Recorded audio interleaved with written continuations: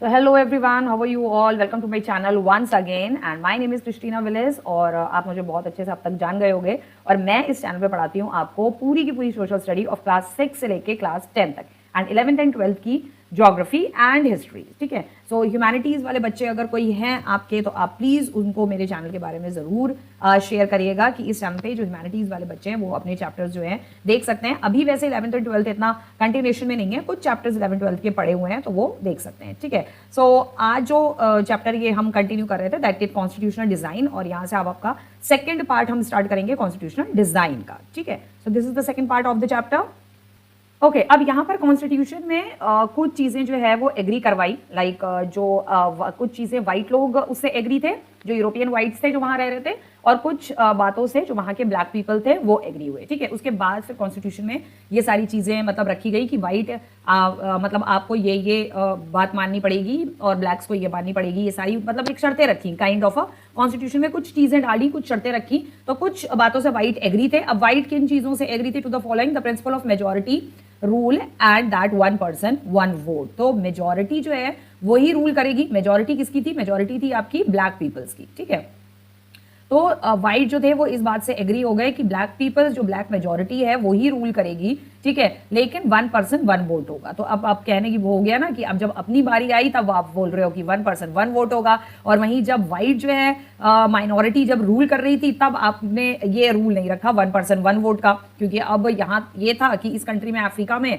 क्योंकि डेमोक्रेसी आ गई थी। ठीक है, जब वाइट रूल कर रहे थे तब इन्होंने पर्सन वन वोट का कोई भी जो है प्रावधान जिसे कहते हैं वो उस तरीके का नहीं रखा। सिर्फ वाइट ही हर चीज़ पे रूल करेंगे, वाइट ही वोट करेंगे, ब्लैक पीपल्स कुछ नहीं करेंगे। ब्राउन पीपल्स जो ब्राउन इंडियंस जो एशियन लोग वहाँ पे इंडियंस लोग और एशिया के लोग जो वहाँ रह रहे थे उनको किसी चीज़ का अधिकार नहीं था। ठीक है, अब जब अपनी बारी आई तो वन पर्सन वन वोट बोल रहे हैं। Also accepted some basic right for the poor and the workers. साथ ही जो पुअर्स थे, पुअर पीपल थे, जो अफ्रीका के जो पुअर गरीब लोग थे और जो वर्कर्स थे, ठीक है, उनको कुछ जो है वो राइट्स जो थे वो दिए गए। ओके, तो साथ में वर्कर्स के अपने कुछ राइट्स दिए गए, जो पुअर लोग हैं उनको भी अपने कुछ राइट्स जो हैं मिले। कॉन्स्टिट्यूशन बना, कॉन्स्टिट्यूशन के अकॉर्डिंग वर्कर्स को पुअर्स को यहाँ पे कुछ कुछ अपने राइट्स दिए गए, और वो राइट्स कुछ ये भी थे कि वर्कर्स को जो है फुल वेजेस दिया गया, टाइमली उनका वर्किंग आवर हुआ करता था। ऐसा नहीं है कि सुबह से लेके या 24 आवर या 18 घंटे 20 घंटे उनसे काम करवाया जा रहा है, ऐसा कुछ नहीं था। उनके अपने खुद के बेसिक राइट्स जो थे वो उन्हें दिए गए। ब्लैक पीपल्स किस बात पे एग्री हुए कि black agree to the following, black agree हुए majority rule will not be absolute. जो भी मेजॉरिटी पे होगा, जो रूल कर रहा होगा, चाहे वो ब्लैक पीपल्स रूल कर रहे हों, चाहे वो वाइट माइनॉरिटी ही क्यों ना हो, क्योंकि अब जो है सारी चीजें किसके अकॉर्डिंग चलेंगी? अब सारी चीजें चलेंगी कॉन्स्टिट्यूशन के अकॉर्डिंग। ठीक है, सो कॉन्स्टिट्यूशन के अकॉर्डिंग सब चीजें जब चल रही हैं तो इसका मतलब ये है कि मेजॉरिटी जिसकी भी हो, जो भी मेजॉरिटी पे रूल करेगा, लेकिन वो एब्सोल्यूट मेजॉरिटी नहीं होगी, यानी कि सारा कंट्रोल की मेजॉरिटी अपने हिसाब से पूरे देश को चलाए, पूरे देश के लोगों को अपने हिसाब से चलाए, जैसे कि एब्सोल्यूट मोनार्की होता था। तो एब्सोल्यूट मोनार्की में क्या होता था कि सारी पावर जो है वो किंग के हाथ में होती थी, किंग जो चाहे अपनी मर्जी से वो कर सकता था। तो यहाँ पर इन्होंने इस बात पे एग्री किया कि majority rule would not be absolute, majority rule होगा लेकिन एब्सोल्यूट नहीं होगा। मतलब सारी पावर जो है वो सिर्फ जो कुछ गिने चुने लोग जो हैं, जो रिप्रेजेंटेटिव हैं, जो गवर्नमेंट बना रहे हैं, उनके हाथ में एक एब्सोल्यूट पावर नहीं होगी। पावर जो है वो जनता के हाथ में होगी। ठीक है, they agree that the majority would not take away the property of the whites minority. और वो उनको ये भी बताया गया कि भाई हम वाइट माइनॉरिटी जो लोग यहाँ पर रह रहे हैं यूरोपियंस, उनकी हम प्रॉपर्टी जो है हम नहीं ले रहे हैं, जहां वो रह रहे हैं उनको दे दिया गया। तो इस बात पे भी जो ब्लैक थे वो एग्री, फाइनली वो एग्री हो गए इस चीज पे। अब क्या हुआ? How was this compromise going to be implement? अब बात ये आती है, ये जो कॉम्प्रोमाइज हुआ, पीछे जो आपने पढ़ा अभी कि ये सारे कॉम्प्रोमाइज हुए, वाइट इन चीजों पे जो है एग्री थी, ठीक है, ब्लैक इन चीजों पे एग्री थे। अब भाई बात हुई कि ये सारे कॉम्प्रोमाइज जो है इम्प्लीमेंट कैसे कराए जाएं, किस तरीके से इन कॉम्प्रोमाइज को आगे बढ़ाया जाए, ये भी कह सकते हैं, कैसे इंप्लीमेंट कराए, कैसे आगे बढ़ाया जाए, कैसे कार्रवाई कैसे की जाए। ठीक, so let's see that formulation of rules. अब भाई बहन बने यहाँ पर कॉन्स्टिट्यूशन में कुछ रूल्स एंड रेगुलेशंस। ठीक है, formulation of rules in constitution, constitution में यहाँ बने हमारे कुछ रूल्स। फर्स्ट था the only way to build and maintain trust. एक ही तरीका था build and maintain trust, trust को बिल्ड करने का और ट्रस्ट को मेंटेन करने का एक ही तरीका था। In such a situation is to write down some rules of the game that everyone would abide by, यानी कि कुछ रूल्स जो है, कुछ रूल्स एंड रेगुलेशंस लिखना रूल्स ऑफ द गेम, मतलब गेम यहाँ पर जो ये लिखा है ना रूल्स ऑफ द गेम, ये कोई आपका और हमारा कोई वीडियो गेम के रूल्स नहीं है, ठीक है। लेकिन क्या होता है, कोई भी गेम हम अगर अपनी लाइफ में खेलें या हम रियल लाइफ में खेलें या हम अपने कोई गेम्स खेलते हैं वीडियो गेम के, लूडो सांप सीढ़ी आपने देखा ही होगा, तो उसमें भी ऐसा नहीं होता है कि अपनी मर्जी से आप गेम खेलो। क्रिकेट है, क्रिकेट के रूल्स होते हैं, फुटबॉल है, हॉकी है, सब गेम्स के अपने अपने रूल है। तो यहाँ पर भी कॉन्स्टिट्यूशन को चलाना एक तरीके का बहुत बड़ा टास्क था, तो एक तरीके का बहुत बड़ा गेम था कॉन्स्टिट्यूशन को चलाना, ठीक है। तो इसलिए उन्होंने कहा कि इस जो इतने बड़े कॉन्स्टिट्यूशन को हमें चलाना है, इतने बड़े देश को हमें रन कराना है, तो ये एक तरीके से हम इसको एज अ लेते हैं एक गेम की तरह, और हम इस गेम के कुछ रूल्स एंड रेगुलेशन सेट करेंगे जो कि सबको अबाइड होगा, यानी कि जो सब लोग everyone, each and everyone would abide by, यानी कि हर कोई जो है उन रूल्स एंड रेगुलेशन को फॉलो करेगा इफ एनी कॉस्ट, यानी कि बाई हुक और क्रुक जो है उसको सारे रूल्स फॉलो करने पड़ेंगे। बाई हुक और क्रुक का मतलब है, मतलब जैसे तैसे, या आप इसको कह सकते हो कि मतलब बाई हुक और क्रुक, वैसे तो इसका मीनिंग अलग होता है, लेकिन चाहे आपको मतलब कहते हैं ना कि बच्चों को जो पढ़ाना पड़ता है, मतलब अब तो मतलब इसको पढ़ाना ही पड़ेगा, चाहे इसे प्यार से समझाएं, चाहे इसे हम मार के पढ़ाएं, लेकिन हम इसको पढ़ा के रहेंगे। तो in the same by hook and crook, सबको रूल्स जो है फॉलो करने पड़ेंगे, सब उस रूल के अंडर में आएंगे। These rules lay down how the rulers are to be chosen in future। साथ ही साथ इस रूल्स में, इन रूल्स में ये भी लिखा था कि आगे फ्यूचर में किस तरीके से रूलर्स को जो है चूज किया जाएगा। आगे अभी तो हमने चूज कर लिए लीडर्स अपने अपने कि भाई ब्लैक पीपल की मेजॉरिटी है, ब्लैक पीपल सरकार चला रही है, मेजॉरिटी में है, गवर्नमेंट बन गई है, रिप्रेजेंटेटिव हमने वोटिंग किया, वोटिंग राइट सबको दे दिया गया है, 18 से अबव या 20 से अबव सबको वोटिंग राइट दे दिया, और वोटिंग डाल के हमने अपने जो लीडर है वो चुन लिया, अपना रिप्रेजेंटेटिव हमने चुन लिया। अब रिप्रेजेंटेटिव हो गए हैं, अब ये सरकार बनाएंगे, गवर्नमेंट बनाएंगे। तो अभी के लिए तो हो गया, ठीक है कि हाँ भाई ये सरकार बना रहे हैं, गवर्नमेंट बना रहे हैं, बट आगे के लिए क्या, आगे फ्यूचर में हमें क्या करना होगा, या फ्यूचर में ये देश जो है, अफ्रीका देश जो है, साउथ अफ्रीका, वो कैसे चलेगा, फ्यूचर में साउथ अफ्रीका के लोग किस तरीके की चीजों को जो है फेस करेंगे, फ्यूचर में इन लोगों के साथ, साउथ अफ्रीका के लोगों के साथ क्या होगा, कहीं ऐसा ना हो फिर से जो है व्हाइट माइनॉरिटी आ जाए, फिर से यूरोपियंस आ जाए, फिर से ब्रिटिशर्स आ जाए, या यूरोप की कोई कंट्री, फ्रांस, जर्मनी, स्पेन कोई आ जाए और इन पे रूल करने लग जाए, ठीक है। तो ये सारी चीजों को सोचते हुए कॉन्स्टिट्यूशन बनाया गया और फॉर्मुलेशन ऑफ रूल्स उसमें डाले गए, यानी कि कॉन्स्टिट्यूशन बनाया गया और उसमें जो है सारे के सारे रूल्स लिखे गए, अभी के लिए ही नहीं बल्कि आने वाले फ्यूचर टाइम के लिए भी सारे रूल्स जो है उसमें लिखे गए। तो इसलिए उसमें यह भी लिखा गया कि आगे फ्यूचर में लीडर्स जो हैं वो अफ्रीका के लोग लीडर्स अपने कैसे चुनेंगे, अपने रूलर्स जो है कैसे चूज करेंगे। Now these rules also determine what the elected government are empowered to do and what they can not do. साथ ही साथ इस रूल्स एंड रेगुलेशन में यह भी लिखा गया कि गवर्नमेंट को क्या चीज करनी है और गवर्नमेंट को क्या चीज नहीं करनी है। गवर्नमेंट की लिमिट्स भी सेट करी गई, जैसे कि हमारे इंडियन कॉन्स्टिट्यूशन में है, हमारे इंडियन कॉन्स्टिट्यूशन में हमारी गवर्नमेंट की लिमिट सेट है कि गवर्नमेंट इस हद तक जा सकती है, सिटीजन्स इस हद तक गवर्नमेंट के खिलाफ आंदोलन कर सकते हैं, सरकार के खिलाफ रिवोल्ट कर सकते हैं लोग, सिटीजन्स, ठीक है। उससे आगे सिटीजन्स की भी लिमिट्स नहीं है, उससे आगे गवर्नमेंट की भी लिमिट नहीं है। इसीलिए हमारी कंट्री में पावर्स जो है वो डिवाइड करी गई हैं। सारी पावर सिर्फ सारे के सारे मिनिस्टर्स, या पूरी पावर प्राइम मिनिस्टर के हाथ में नहीं है, पूरी पावर प्रेसिडेंट के हाथ में नहीं है, पूरी की पूरी पावर पार्लियामेंट के हाथ में भी पूरी पावर नहीं है, या सारे मिनिस्टर्स के हाथ में भी पूरी पावर नहीं है, या सिर्फ पूरी की पूरी राज्यसभा या लोकसभा ही पूरे देश को सिर्फ नहीं चला रही है, सब लोग मिलकर चला रहे हैं। या सारी की सारी पावर जो है जुडिशरी के हाथ में ही नहीं है, जुडिशरी सब कुछ करेगी, जुडिशरी सारी देश को चलाएगी, ऐसा नहीं है। इसलिए पावर्स को जो है वो डिवाइड किया गया है, ठीक है। सो यहां पर भी इन्होंने यही लिखा कि जो भी पावर्स होंगी, these rules determine what the elected government, जो भी ये रूल्स जो है डिटरमाइन करेंगे, ये रूल्स हमें बताएंगे कि हमारी जो गवर्नमेंट है उसको एम्पावर्ड टू डू, क्या उसकी पावर है करने की, and what they can not do, और क्या वो नहीं कर सकती है, देश के खिलाफ या सिटीजन के खिलाफ नहीं जा सकती है इन चीजों में। Finally these rule decided the rights of the citizen, साथ ही साथ इस रूल्स के अंदर राइट्स ऑफ द सिटीजन भी रखे गए। सिटीजन के क्या क्या राइट है, सिटीजन की क्या क्या लिमिट्स है, उनकी ड्यूटीज क्या है, देश के प्रति, गवर्नमेंट के प्रति, सरकार के प्रति उनकी क्या क्या ड्यूटीज बनती हैं, वो भी डिसाइड गई। These rules will work only if the winner cannot change them very easily। ये रूल्स तभी काम करेंगे जब जो विनर है, जो रिप्रेजेंटेटिव गवर्नमेंट जीत के आई है, वो रिप्रेजेंटेटिव गवर्नमेंट जो है वो इजीली बार बार चेंज ना हो। इसमें ये भी रूल डाले गए हैं कि विनर है, जो देश चला रहा है, जो रिप्रेजेंटेटिव जीत के आए हैं, वो इन रूल्स को इजीली चेंज नहीं कर सकता। ये भी एक रूल डाला गया, ठीक है। ये सारे रूल तो डाले गए। इन सारे रूल्स एंड रेगुलेशंस के साथ साथ ये भी डाला गया कि जो भी विनर सरकार होगी, जो भी रिप्रेजेंटेटिव चूज करके आए हैं, वोटिंग करके आए हैं, जो सरकार बनी है, वो सरकार इन रूल्स को इजीली चेंज नहीं कर सकती है।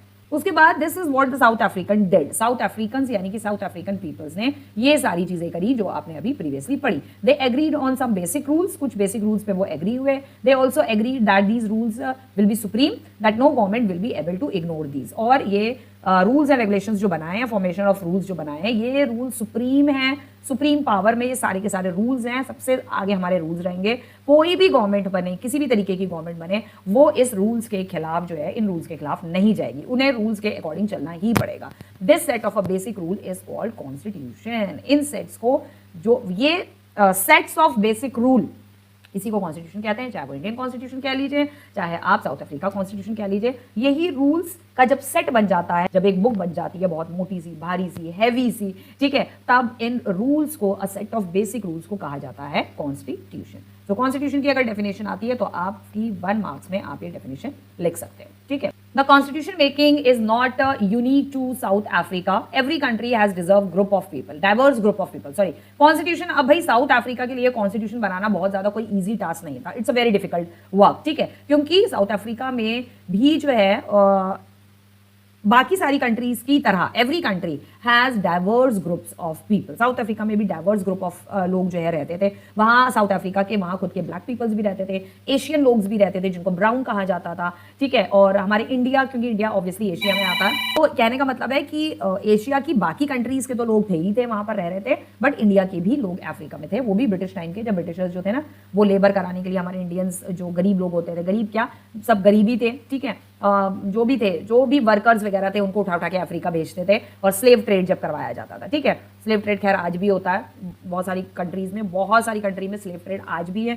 अब ये सारी, पहले ये सारी चीजें लीगल हुआ करती थी, ठीक है, अब इलीगल है, लेकिन इलीगल होने के बावजूद भी जो है ये छुप के स्लेव ट्रेड जो है आज भी होता है। वहां पर फिर व्हाइट यूरोपियंस भी रह रहे थे, क्योंकि जब वो रूल करने लगे, रूल करने के बाद आधे यूरोपियंस तो चले गए थे और कई व्हाइट यूरोपियंस जो थे वो अफ्रीका में ही बस गए, ठीक है ना। All over the world people have differences of opinion and interest. पूरी दुनिया में, पूरे वर्ल्ड में हर तरीके के लोग रहते हैं, ठीक है, उनकी अपनी ओपिनियंस हैं, अपनी थिंकिंग है, बहुत सारे डिफरेंसेस हैं, अपने इंटरेस्ट हैं, ठीक है, सबके इंटरेस्ट अलग अलग है, किसी को कुछ पसंद है, किसी को कुछ पसंद है, ठीक है, वेदर डेमोक्रेटिक और नॉट, चाहे वो कंट्री डेमोक्रेटिक रही हो या वो कंट्री डेमोक्रेटिक नहीं हो, ठीक है। Most countries in the world need to have these basic rules, लेकिन हर कंट्री में सिटीजन्स को, जो वहाँ के लोग हैं, जो वहाँ की जनता है, जो वहाँ के पीपल हैं, कुछ बेसिक राइट्स जो हैं वहाँ के लोगों को मिलने चाहिए। Most countries in the world need to have these basic rules. तो बहुत सारी कंट्रीज को इस तरीके के बेसिक रूल्स अपने देश की जनता के लिए बहुत ज़्यादा इंपॉर्टेंट है, बहुत ज़्यादा ज़रूरी माने जाते हैं। So this applies not just to governments, any association need to have its constitution. अब ये सिर्फ गवर्नमेंट के लिए ही लागू नहीं होता है, ये हर जो है एसोसिएशन है उसके लिए कॉन्स्टिट्यूशन लागू होता है। कहने का मतलब ये है कि कॉन्स्टिट्यूशन जो है सिर्फ गवर्नमेंट के लिए ही नहीं बनाया गया है। Any association need to have its constitution, यानी कि कोई भी एसोसिएशन हो, कोई भी ऑर्गेनाइजेशन हो, हर ऑर्गेनाइजेशन को, हर एसोसिएशन को कुछ सेट्स ऑफ रूल्स बनाने पड़ते हैं। साथ ही साथ ऑर्गेनाइजेशनों को, कोई इंस्टीट्यूट हो, ठीक है, लाइक कोई इंस्टीट्यूट में आपका कॉलेज हो, स्कूल हो, ठीक है, हॉस्पिटल्स हो। आपने देखा होगा, बहुत सारा आप हॉस्पिटल्स जाते हो, कई बार कोई प्रॉब्लम हो जाती है, कुछ हो जाती है, तो पहले आप रिसेप्शन पे जाते हैं, वहाँ पे आप बताते हैं कि भाई ये इस डॉक्टर को दिखाना है, फिर वहाँ पे पर्ची बनाई जाती है, ठीक है, फिर नर्सेज जो है वो खड़ी रहती हैं, भाई यहाँ किसके डॉक्टर को दिखाना है, इसको दिखाना है, कुछ आया लोग होती हैं, उनकी अपनी अलग ड्यूटीज़ होती हैं। यानी कि कहने का मतलब है, आप किसी भी इंस्टीट्यूट में चले जाइए, किसी भी ऑर्गेनाइजेशन में चले जाइए, हर इंस्टीट्यूशन में, हर ऑर्गेनाइजेशन में कुछ सेट्स ऑफ रूल्स हैं जब वो सेट्स ऑफ रूल कंट्री की बात आ जाती है, गवर्नमेंट की बात आ जाती है, तब उन सेट्स ऑफ बेसिक रूल्स को जो है कॉन्स्टिट्यूशन कहा जाता है। लेकिन जब हम उन्हीं सेट्स ऑफ रूल्स को छोटे लेवल पे देखते हैं, लाइक कॉलेज में अलग रूल्स होते हैं, आपके स्कूल्स में देखो रूल्स होते हैं कि भाई लाइन में जाना है, लाइन बनाकर आपको क्लासरूम से बाहर निकलना है, क्लासरूम में जाना है लाइन बना के जाएंगे, कंप्यूटर लैब में जाएंगे लाइन नहीं तोड़नी है, पानी के लिए जाएंगे, वॉशरूम के लिए जाएंगे, आपको लाइन बना के जानी है, साइलेंटली जाना है, शोर नहीं मचाना है, ये कुछ सेट्स ऑफ रूल्स है, ठीक है। तो सेट्स ऑफ रूल्स जो हैं वो सिर्फ गवर्नमेंट के लिए नहीं होते हैं, हर छोटी बड़ी ऑर्गेनाइजेशन और एसोसिएशन के लिए भी होते हैं। It could be a club in your area, मैंने बताया ना, कोई क्लब हो सकता है, कोऑपरेटिव सोसाइटी हो सकती है, पॉलिटिकल पार्टी हो सकती है, they all need a constitution. School भी हो सकता है, कॉन्स्टिट्यूशन भी हो सकता है, सॉरी स्कूल भी हो सकता है, कॉलेज भी हो सकता है, कॉलेज के अपने कुछ खुद के कुछ अलग रूल्स होते हैं, कोई ऑर्गेनाइजेशन है उसके अपने खुद के कुछ अलग रूल्स होते हैं, ठीक है। तो हर जगह के, हर इंस्टीट्यूशन के, ऑर्गेनाइजेशन के अलग अलग कुछ रूल्स होते हैं। नेक्स्ट आ जाते हैं what is constitution, role of constitution. अब भाई कॉन्स्टिट्यूशन क्या है ये हमने पढ़ लिया, the set of basic rules और set of set of rules भी कह सकते हैं, सेट ऑफ बेसिक रूल्स भी कह सकते हैं, is called a constitution. Role of constitution क्या है, अगर हम शॉर्ट में बोलें तो कॉन्स्टिट्यूशन का रोल ये है कि भाई कोई भी कंट्री है, अगर हम जब कॉन्स्टिट्यूशन में जब हम कंट्री की बात कर रहे हैं तो कोई भी कंट्री है, अगर उस कंट्री को कॉन्स्टिट्यूशन के हिसाब से चलाया जाए, और स्पेशली जब कंट्री डेमोक्रेटिक है, कॉन्स्टिट्यूशनल मोनार्की है, इस तरीके की अगर कंट्री है और वहां पर कॉन्स्टिट्यूशन जो है वो सुप्रीम होता है, ऑल रादर देन एनीथिंग, किसी भी सिटीजन से, किसी भी चीज से कॉन्स्टिट्यूशन सुप्रीम माना जाता है। क्यों? क्योंकि पूरे देश को जो है वो कॉन्स्टिट्यूशन के अकॉर्डिंग ही चलना पड़ता है, और जो गवर्नमेंट है उसको भी अपने देश को कॉन्स्टिट्यूशन के अकॉर्डिंग चलाना पड़ेगा और चलाना पड़ता है। क्योंकि कंट्री क्या है भाई, कंट्री आपकी है, डेमोक्रेटिक कंट्री है, आप डेमोक्रेटिक कंट्री में रह रहे हैं, तो यहाँ पर अपनी मर्जी, अपनी मनमर्जी से आप कुछ नहीं कर सकते, ना ही गवर्नमेंट अपनी मनमर्जी से कर सकती है, ना मिनिस्टर कर सकते हैं। लेकिन स्टिल डेमोक्रेटिक कंट्री में अगर कुछ एडवांटेजेस हैं तो भाई डिसएडवांटेजेस भी जो है वो बहुत सारे हैं, ठीक है। मिनिस्टर्स कॉन्स्टिट्यूशन के अकॉर्डिंग बहुत सारी चीजें जो है नहीं करती है। Okay, let it be continue with the chapter. Constitution क्या है? It's a set of written rules that are accepted by all people living together in a country. Set of rules है, सेट ऑफ बेसिक रूल्स हैं जो कि लिखे गए हैं constitution में, सारे रिटन रूल्स हैं accepted by all the people, जिसको हम सारे सिटीजन्स ऑफ इंडिया ने एक्सेप्ट किया है।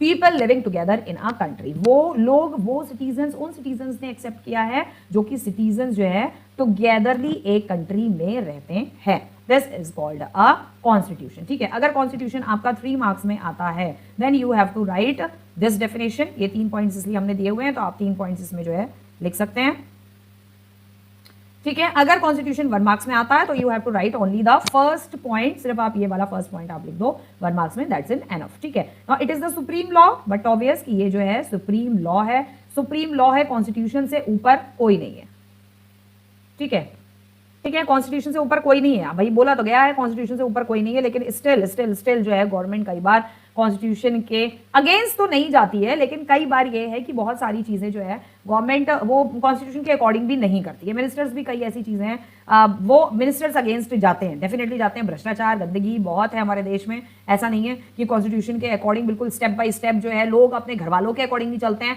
तो ये मिनिस्टर्स, नेता, गवर्नमेंट, ये क्या कॉन्स्टिट्यूशन के अकॉर्डिंग चलेंगे? वो भी वो कॉन्स्टिट्यूशन जो सिर्फ रिटन में लिखा हुआ है, कोई ऐसा नहीं है कि माँ बाप नहीं है कि मार मार के मनवा रहे हो कि नहीं तुम्हें इसके अकॉर्डिंग चलना है। घर वाले जो बच्चे हैं वो अपने माँ बाप के अकॉर्डिंग नहीं चलते हैं, चाहे मार लो, पीट लो, कुछ कर लो, तो नहीं चलते हैं, ठीक है। तो ये तो कॉन्स्टिट्यूशन है, वो भी लिखा हुआ, बना के चले गए, मर के चले गए जिन्होंने बनाया, ठीक है। खैर anyways, now determine the relationship among people living in a territory called citizen. ये रिलेशनशिप को हमारा कॉन्स्टिट्यूशन जो है बताता है, डिटरमाइन करता है। रिलेशनशिप किसके बीच में? People living in a territory, यानी कि लोग जो उस टेरिटरी के अंदर रह रहे हैं, कॉल्ड सिटीजन्स, उन्हें सिटीजन्स कहा जाता है। And also relationship between the people and government, ठीक है। लोगों और गवर्नमेंट के बीच का रिलेशनशिप भी दर्शाता है, डिटरमाइंस का मतलब होता है दर्शाता है। तो लोगों और गवर्नमेंट के बीच का रिलेशनशिप है वो हमारा कॉन्स्टिट्यूशन जो है वो दर्शाता है।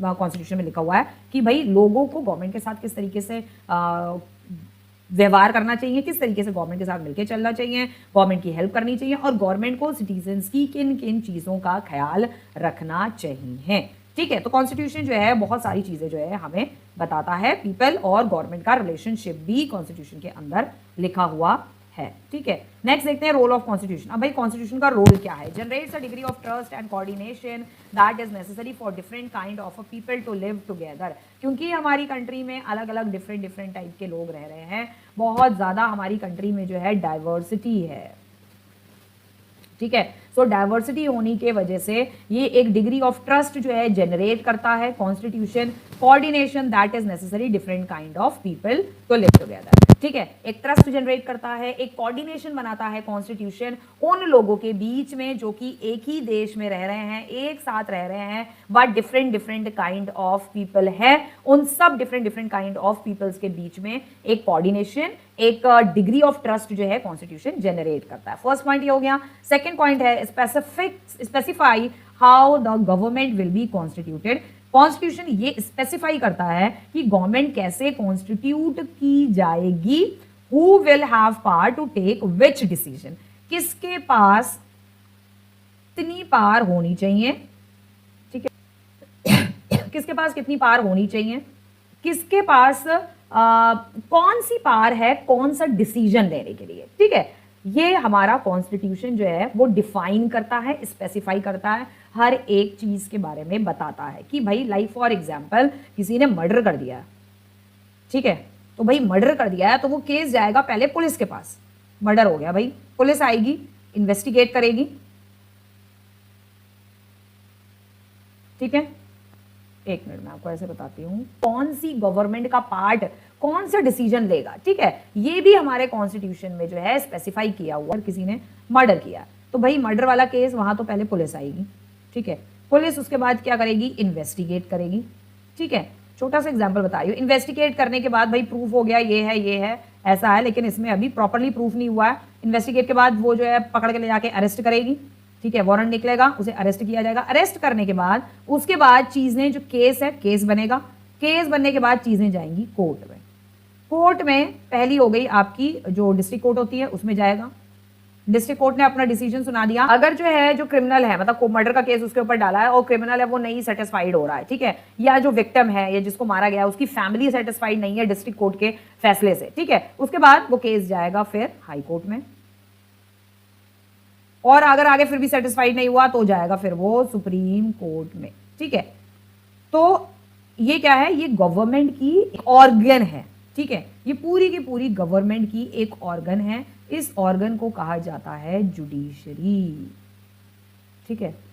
अब इस जुडिशरी को पावर दी हुई है कि भाई जो केसेस हैं, ठीक है, लड़ाई झगड़ा क्रिमिनल जो केसेस हैं वो जुडिशरी देखेगी। इस तरीके के मर्डर वाले केसेस हो गए, ठीक है, फाइट वाले केसेस हो गए, चोरी चकारी हो गई, थेफ्ट हो गया, ये सारे केसेस जो है कौन देखेगी, जुडिशरी देखेगी। साथ ही साथ कौन देखेगा, आपका पुलिस उस चीज को देखेगी। Law and order police maintain करती है, पुलिस का काम है लॉ एंड ऑर्डर को मेंटेन करना। सो यहाँ पर कॉन्स्टिट्यूशन ने ये डिसाइड किया है, ये चीज कॉन्स्टिट्यूशन ने डिसाइड करी है। यहाँ पर इस पॉइंट का मतलब यही है। थर्ड आ जाता है हमारा lay down limits on the power of the government. Again power जो है लिमिट्स कर रखी है, गवर्नमेंट की पावर्स पे जो है कुछ लिमिटेशंस लगा रखी हैं कि इस लिमिट के बाहर जो है गवर्नमेंट अपनी पावर का यूज नहीं करेगी, अपनी पावर का इस्तेमाल नहीं करेगी। यानी कि मिनिस्टर्स की कुछ पावर्स में लिमिटेशंस है, लेकिन फिर भी जो मिनिस्टर्स हैं वो कई बार जो है अपनी पावर का मिसयूज करते हैं, बहुत करते हैं, बहुत बार करते हैं, ठीक है। लेकिन स्टिल कॉन्स्टिट्यूशन ने रोक लगाई हुई है, लेकिन नहीं मानते,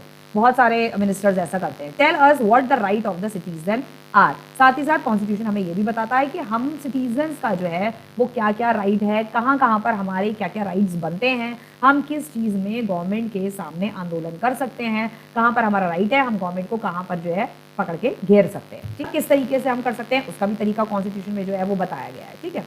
नेक्स्ट फोर्थ चलते हैं, expresses the aspiration of the people about creating a good society. साथ ही साथ हमारी कॉन्स्टिट्यूशन में ये भी लिखा है कि कैसे जो है वो हम अपनी सोसाइटी को जो है वो एक गुड एस्पिरेशन देके हम अपनी सोसाइटी को क्रिएटिंग अ गुड सोसाइटी, एक अच्छी सोसाइटी बना सकते हैं। एक्सप्रेसेस द एस्पिरेशन, ठीक है, यानी कि हमें अपनी सोसाइटी को अच्छा बनाना है, हमें अपनी सोसाइटी को गुड बनाना है, अच्छी सोसाइटी बना के रखनी है, तो हमारे कॉन्स्टिट्यूशन में उस तरीके की कुछ एस्पिरेशंस भी दे रखी होती है, ठीक है। नाउ नेक्स्ट चलते हैं ना, all the countries that have constitution are not necessarily democratic. देखो कॉन्स्टिट्यूशन जो है बहुत सारी कंट्री में है, आज वैसे क्या है, आज लगभग जितनी भी कंट्रीज हैं हमारे वर्ल्ड में, लगभग सभी कंट्री जो है डेमोक्रेटिक है और मोनार्की है। लेकिन जो मोनार्की वाली जो कंट्री है उसमें भी जो है कॉन्स्टिट्यूशन को फॉलो किया जाता है, ठीक है, क्योंकि आज जो है ना लोग इतने ज़्यादा एडवांस्ड हो गए हैं, आज लोग इतने ज़्यादा डेवलप्ड हो गए हैं। जब उस ज़माने में 1789 में फ्रेंच रेवोल्यूशन के टाइम पर जो है वहाँ के लोगों ने मोनार्की के खिलाफ जो है आंदोलन छेड़ दिया, ठीक है। मोनार्की के खिलाफ आंदोलन छेड़ने का रिजल्ट क्या हुआ? रिजल्ट हुआ 1789, यानी कि 1789 यानी कि आपका आ गया 18th सेंचुरी। 18th सेंचुरी में हो गया आपका फ्रेंच रेवोल्यूशन। जब उस जमाने में फ्रेंच रेवोल्यूशन हो गया, ठीक है, जब राजा तो था, वो किंग्स जो थे पूरे ऑल ओवर यूरोपियन कंट्री में किंग हुआ करते थे, ठीक है। तो उसमें फ्रांस के लोग जो है वो सबसे ज्यादा परेशान थे मोनार्की से, राजा से, लुई 16 से। उन्होंने उस समय आंदोलन छेड़ दिया, राजा के पैलेस पे हमला किया, यहाँ हमला किया, वहाँ हमला किया, खेतों में हमला किया, ठीक है। राजा जहाँ रहते थे, राजा के जो लोग थे, क्लर्जीज थे, प्रीस्ट थे, बड़े बड़े बिजनेसमैन जो रॉयल फैमिली के रिलेटिव्स थे, रॉयल फैमिली से जो ताल्लुक रखते थे, सब पर हमला किया, ऑफिसर्स को मारा, बहुत मार कटाई हुई फ्रेंच रेवोल्यूशन में, ठीक है। पूरी की पूरी जेल तक जो है वहाँ के लोगों ने तोड़ डाली। तो भाई आज के टाइम पे लोगों पर अगर राजा या किंग गलत तरीके से अगर उनके साथ बिहेवियर करेगा तो आज के लोग तो पता नहीं क्या ही करेंगे। आज के लोग तो सीधा किंग के उसमें पैलेस में घुस के सीधा सबसे पहले किंग को ही जान से ही खत्म कर देंगे। उस जमाने में खत्म कर दिया तो आज खत्म करने में क्या है, ठीक है। सो मोनार्की बहुत सारी कंट्री में कई ऐसी कंट्री, बहुत सारी नहीं, बहुत सारी कंट्रीज में तो डेमोक्रेसी ज़्यादातर है, ठीक है। कुछ ऐसी कंट्री है जहाँ पे मोनार्की है, कॉन्स्टिट्यूशनल मोनार्की भी है, एब्सोल्यूट मोनार्की आपकी ये दुबई जैसे जो देश हैं, गल्फ कंट्रीज हैं, वहाँ पर एब्सोल्यूट मोनार्की चलती है। चाइना इज़ अ कंट्री जहाँ पे कम्युनिस्ट सोसाइटी चलती है, कम्युनिस्ट गवर्नमेंट चलती है। चाइना जो है वो कम्युनिस्ट गवर्नमेंट चलाता है, तो वहाँ पर भी है लेकिन वन पार्टी रूल। चाइना के बारे में भी आप पढ़ चुके हो, मैं आपको पढ़ा चुकी हूँ, आई थिंक सो 9th में पढ़ा है आपने एग्जाम्पल में, why and what is democracy वाले में चाइना का एग्जाम्पल था, ठीक। कम्युनिस्ट है, डेमोक्रेसी नहीं है, ठीक है, किसी प्रकार की, और एक ही पार्टी वहां पर हर साल जीतती है, वही इलेक्शन में खड़ी होती है। दूसरी पार्टी अगर उसके अगेंस्ट में अगर खड़ी होती है तो खड़ी हो जाती है, लेकिन उसे वोट नहीं मिलते हैं, ना ही वो जीती। जब वोट नहीं मिलेंगे तो वो जीतेगी भी कहाँ से, ठीक है। सो इसीलिए बहुत सारी ऐसी कंट्री हैं जहां पर ये जरूरी नहीं है कि अगर वहां पर कॉन्स्टिट्यूशन हो तो वो कंट्री डेमोक्रेटिक भी हो। कहने को चाइना में भी कॉन्स्टिट्यूशन है,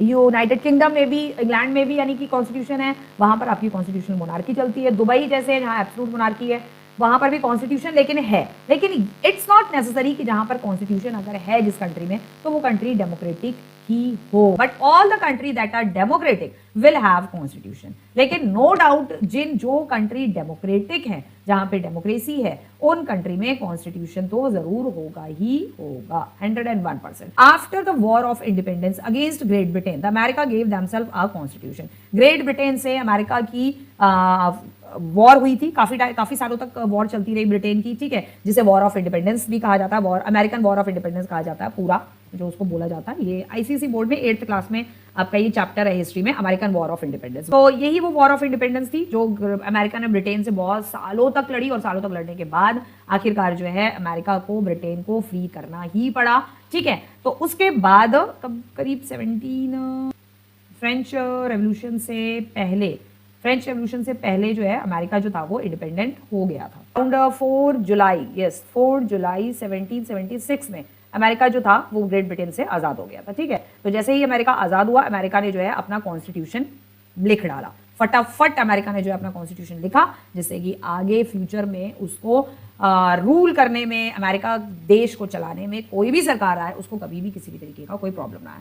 after the revolution the French people approved to democratic constitution, और इधर अमेरिका फ्री हुआ, इधर उसके बाद आफ्टर द रेवोल्यूशन कौन सा, फ्रांस, ठीक है, यानी कि after the French revolution. So French revolution के बाद जो है यहाँ पर फ्रांस जो है people approved are democratic constitution, तो यहाँ पे फ्रांस ने भी जो है अपना डेमोक्रेटिक कॉन्स्टिट्यूशन जो है वो अप्रूव्ड कर दिया था, ठीक है। उन्होंने भी बोला कि भाई हमें भी जो है अपना डेमोक्रेटिक कॉन्स्टिट्यूशन चाहिए, और उन्होंने अपना कॉन्स्टिट्यूशन बना लिया। तो ये कुछ इंपॉर्टेंट चीजें हैं। Since then it had been a practice in all democracy to have a written constitution, और उसी के बाद क्योंकि सबसे पहले जो है अमेरिका ने अपना कॉन्स्टिट्यूशन बनाया था, ठीक है।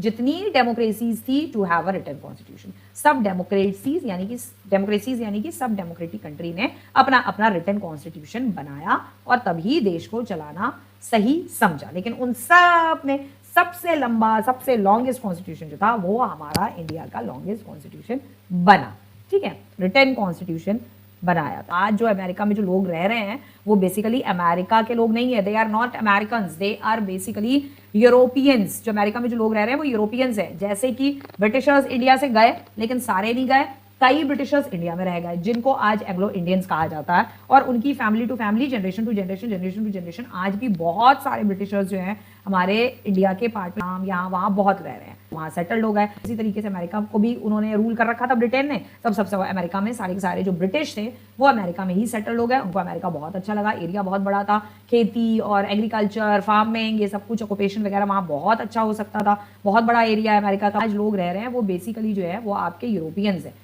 जो वहाँ के प्रॉपर जो अमेरिकन है वो तो कहीं वहाँ गुमी हो गए, ठीक है, जिन्हें हम नेटिव अमेरिकन भी कहते हैं। नेटिव अमेरिकन जैसे नेटिव इंडियंस कहते हैं वैसे ही नेटिव अमेरिकन होते हैं, यानी कि जो वहाँ के प्रॉपर अमेरिकन रहने वाले हैं वो पता कैसे होते हैं, वो जो है ना वो होते हैं आपके ब्राउन कलर के, वो हमारे जैसे है। जो नेटिव अमेरिकन है वो हमारे जैसे हैं, ठीक। ओके, सो ये हम जो टॉपिक है ये वाला टॉपिक हम कर चुके थे, दैट बहुत सारी प्रॉब्लम्स थी इंडियन कॉन्स्टिट्यूशन को बनाने में। प्रीवियसली वीडियो में मैं ये सारी चीज़ें डिस्कस कर चुकी हूँ आप लोगों के साथ। एंड इसके अलावा पार्टीशन भी हुआ, कॉन्स्टिट्यूशन भी बना उसी दौरान, ठीक है। So people also don't know, so हमारी गवर्नमेंट को भी इतना डेमोक्रेसी के बारे में, डेमोक्रेसी नई नई हमारी कंट्री में सरकार बनी थी, डेमोक्रेटिक टाइप ऑफ गवर्नमेंट बनी थी, और पीपल भी उनको भी नहीं पता था इतना कि भाई देश आज़ाद हुआ है। पार्टीशन का दर्द वो वैसे भी झेल रहे थे, ठीक है। इसी टाइम पीरियड के दौरान यहाँ पार्टीशन का प्रॉब्लम, उनको दर्द प्रॉब्लम और झेल रहे थे। बहुत सारा रिलीजन को लेके मतलब लड़ाई झगड़ा, आप लोगों ने गदर मूवी देखी है किस तरीके से उसमें दिखाया है। वहाँ से मतलब ट्रेन लाशों से भर के आ रही थी, यहाँ से ट्रेन लाशों से भर के जा रही थी। देखा होगा उस मूवी में क्या मतलब हालात थे उस समय देश के, किस तरीके के हालात पैदा हो गए थे, ठीक है। तो ये बहुत सारी ये कुछ प्रॉब्लम्स थी that Indian constitution also drawn up under very difficult circumstances के में बना। डिफिकल्ट तो क्या ही सर्कमस्टांसेस थे, मैं आपको प्रीवियस वीडियो में प्रीवियस स्लाइड में समझा चुकी हूँ। क्या है कि यूके का ही जो कॉन्स्टिट्यूशन था हमने अडॉप्ट किया था, उसको ही बनाने में हमें 3 साल लग गए। हाँ, जो मेन प्रॉब्लम्स थी कि वो भाई इंडियंस जो थे वो इतना ज़्यादा पार्टीशन का जो दर्द झेल रहे थे, मारा मारी, एक दूसरे को मारना। The people of India who are emerging from the state of subject to that of citizen. अभी इंडियन पीपल्स जो थे वो सब्जेक्ट से हट के वो अब किस पे आ गए थे, टू दैट ऑफ सिटीजन्स। यानी कि इंडियन सिटीजन्स पहले सब्जेक्ट से यानी कि पहले राजा महाराजा का रूल हुआ करता था ना, तो राजा के लिए जो इंडियन सिटीजन्स थे, आज जो इंडियन सिटीजन्स थे उस जमाने में राजा के लिए वो लोग, मतलब हम ही लोग जो हमारे पूर्वज थे, ठीक है, जो इंडिया में उस दौरान रहे थे वो प्रजा थे, ठीक है। कोई इंडियन सिटीजन नहीं था, सिटीजनशिप इंडिया को में नहीं थी, ठीक है, ना ही इंडियन पीपल्स को सिटीजनशिप मिली थी, क्योंकि जब कंट्री डेमोक्रेटिक नहीं थी तो सिटीजनशिप मिलने का भी कोई औचित्य नहीं बनता है, ठीक है। So India was born through a partition on the basis of religious differences. बहुत ज़्यादा थे, हिंदू मुस्लिम की बहुत ज़्यादा लड़ाई झगड़ा चल रहा था, ठीक है, हिंदू मुसलमान को मार रहा था, मुसलमान हिंदू को मार रहा था। तो ये सारी प्रॉब्लम्स इंडिया में ऑलरेडी चल रही थी, ठीक है। इसी दौरान एक और नई प्रॉब्लम आके यहाँ पर खड़ी हो जाती है। अभी तक हमने सारा जितना पढ़ा वो अफ्रीका के बारे में पढ़ा, अफ्रीका का एग्जाम्पल देखा हमने कि किस तरीके से अफ्रीका के लोगों ने अपने देश को आज़ाद कराया, किस तरीके से वाइट यूरोपियन से उन्होंने छुटकारा पाया। वाइट यूरोपियंस उनके साथ क्या क्या करते थे, क्या क्या चीज़ें नहीं होती थी, क्या क्या मतलब सारी चीज़ें, किस तरीके की क्रुएलिटी, किस तरीके के अत्याचार उन सबको झेलने पड़ते थे, और किस तरीके से उन्होंने अपनी कंट्री को फ्री कराया, ठीक है। अब यहाँ पर एक अनदर प्रॉब्लम एक और आ गई थी, that is in making Indian constitution. Another problem in making Indian constitution, Indian constitution को बनाते वक्त एक प्रॉब्लम ये आ गई थी कि the British left rulers of princely state to decide either to merge with Pakistan और विद इंडिया और रिमेन इंडिपेंडेंट। अच्छा, उस समय क्या होता था 1947 से पहले क्या होता था कि ओके, तो 1947 से पहले क्या होता था, स्टेट्स जो थे, आज जो हमारे स्टेट्स थे, दे आर इंडिपेंडेंट एरियाज, ठीक है, या आप बोल सकते हो independent princely state. Princely state यानी कि यहाँ पर किंग्स वगैरह जो थे और राजा वगैरह जो थे उनका रूल होता था। तो देश तो अभी 1947 के बाद देश आज़ाद ज़रूर हो गया था, इंडिपेंडेंट ज़रूर हो गया था, ठीक है, इंडिपेंडेंट हो गया था ब्रिटिश हुकूमत से, लेकिन उसके बावजूद भी इंडिया के मैप में जब आप अगर देखोगे, ठीक है, तो इंडिया के मैप में अब इंडिया की हुकूमत बन रही थी, डेमोक्रेटिक कंट्री बन रही थी, कॉन्स्टिट्यूशन हमारा बन रहा था। लेकिन 1947 से पहले क्या होता था, 2 तरीके के स्टेट होते थे। एक होते थे आपके प्रिंसली स्टेट, ठीक है, दूसरे होते थे आपके प्रोविंसेस, ठीक है, प्रोविंसेस स्टेट होते थे। तो प्रोविंसेस जो होता था, प्रोविंसेस पे तो डायरेक्ट ब्रिटिश का जो है कंट्रोल होता था, ठीक है, डायरेक्ट ब्रिटिशर्स उस पर कंट्रोल बनाए रखते थे। और जो प्रिंसली स्टेट होता था, जैसे कि नाम से ही क्लियर है कि उस पर जो है प्रिंस जो थे, प्रिंस, राजकुमार, किंग, क्वीन जो थे, वो लोग जो है, क्वीन तो नहीं होती थी, किंग्स वगैरह होते थे, वो जो है प्रिंसली स्टेट पे रूल करते थे, वो बैठते थे राजगद्दी पे, क्योंकि ब्रिटिशर्स ने मतलब ये बोल दिया कि भाई आप राजगद्दी पे बैठो, आप बैठो, किंग बैठे, प्रिंस बैठे, कोई भी बैठे, लेकिन इनडायरेक्टली हम ही कंट्रोल करेंगे।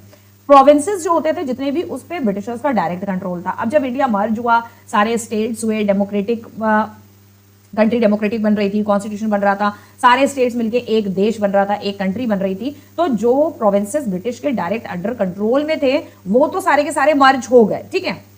लेकिन यहाँ पर जो प्रिंसली स्टेट्स थे, जिन पे किंग्स या राजा या राजकुमार वगैरह जो बैठे हुए थे, जिन एरियाज में, कुछ ये स्टेट्स कह लो या कई ऐसे एरियाज थे, स्टेट्स थे, कुछ भी आप कह सकते हो, जो कि प्रिंस के कंट्रोल में थे, तो उनको कंट्रोल में नहीं, इनडायरेक्टली ब्रिटिश कंट्रोल करते थे, लेकिन राजगद्दी वहां जो संभालने के लिए प्रिंस बैठे रहते थे, किंग्स बैठे रहते थे। तो उन्होंने बोल दिया, ब्रिटिशर्स ने बोल दिया कि भाई अब आप देख लो कि अब आप जो है इंडिपेंडेंटली हम आपको छोड़ रहे हैं, आप जो है चाहे तो पाकिस्तान के साथ जाना चाहते हैं तो पाकिस्तान, या इंडिया के साथ जाना तो इंडिया, या आप रिमेन इंडिपेंडेंट रहना चाहते हैं तो आप इंडिपेंडेंट रह सकते हैं, हमें इससे कोई इशू नहीं है, ठीक है। तो वो तो पॉसिबल नहीं था, क्योंकि इंडिया के कई ऐसे स्टेट्स थे, बहुत सारे ऐसे स्टेट्स थे जिनको बाई हुक और बाई क्रुक जो है इंडिया में मर्ज कर लिया गया था, इंडिया में शामिल कर लिया गया था, at that time democratic country as a whole बना दिया गया था। लेकिन उसके बावजूद भी कुछ ऐसे थे जो बाई हुक और क्रुक भी नहीं मान रहे थे। उसमें था जम्मू कश्मीर का जो राजा था, जम्मू कश्मीर का किंग था एक, दूसरा था हैदराबाद, यहाँ पर लाइज करता है आंध्र प्रदेश में, ठीक है,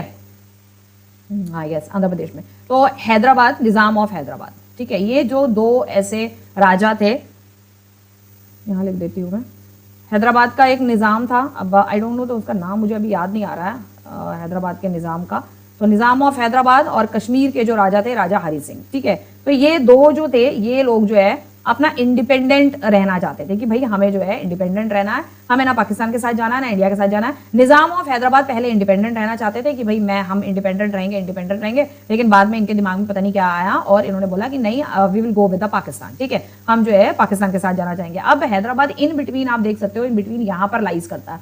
तो अब जब बीचों बीच में, इंडिया के बीचों बीच में ऐसी जगह पे हैदराबाद लाइज कर रहा है, तो वो ऐसे पूरी जमीन उठा के तो पाकिस्तान में मर्ज नहीं किया जा सकता उसको, ठीक है।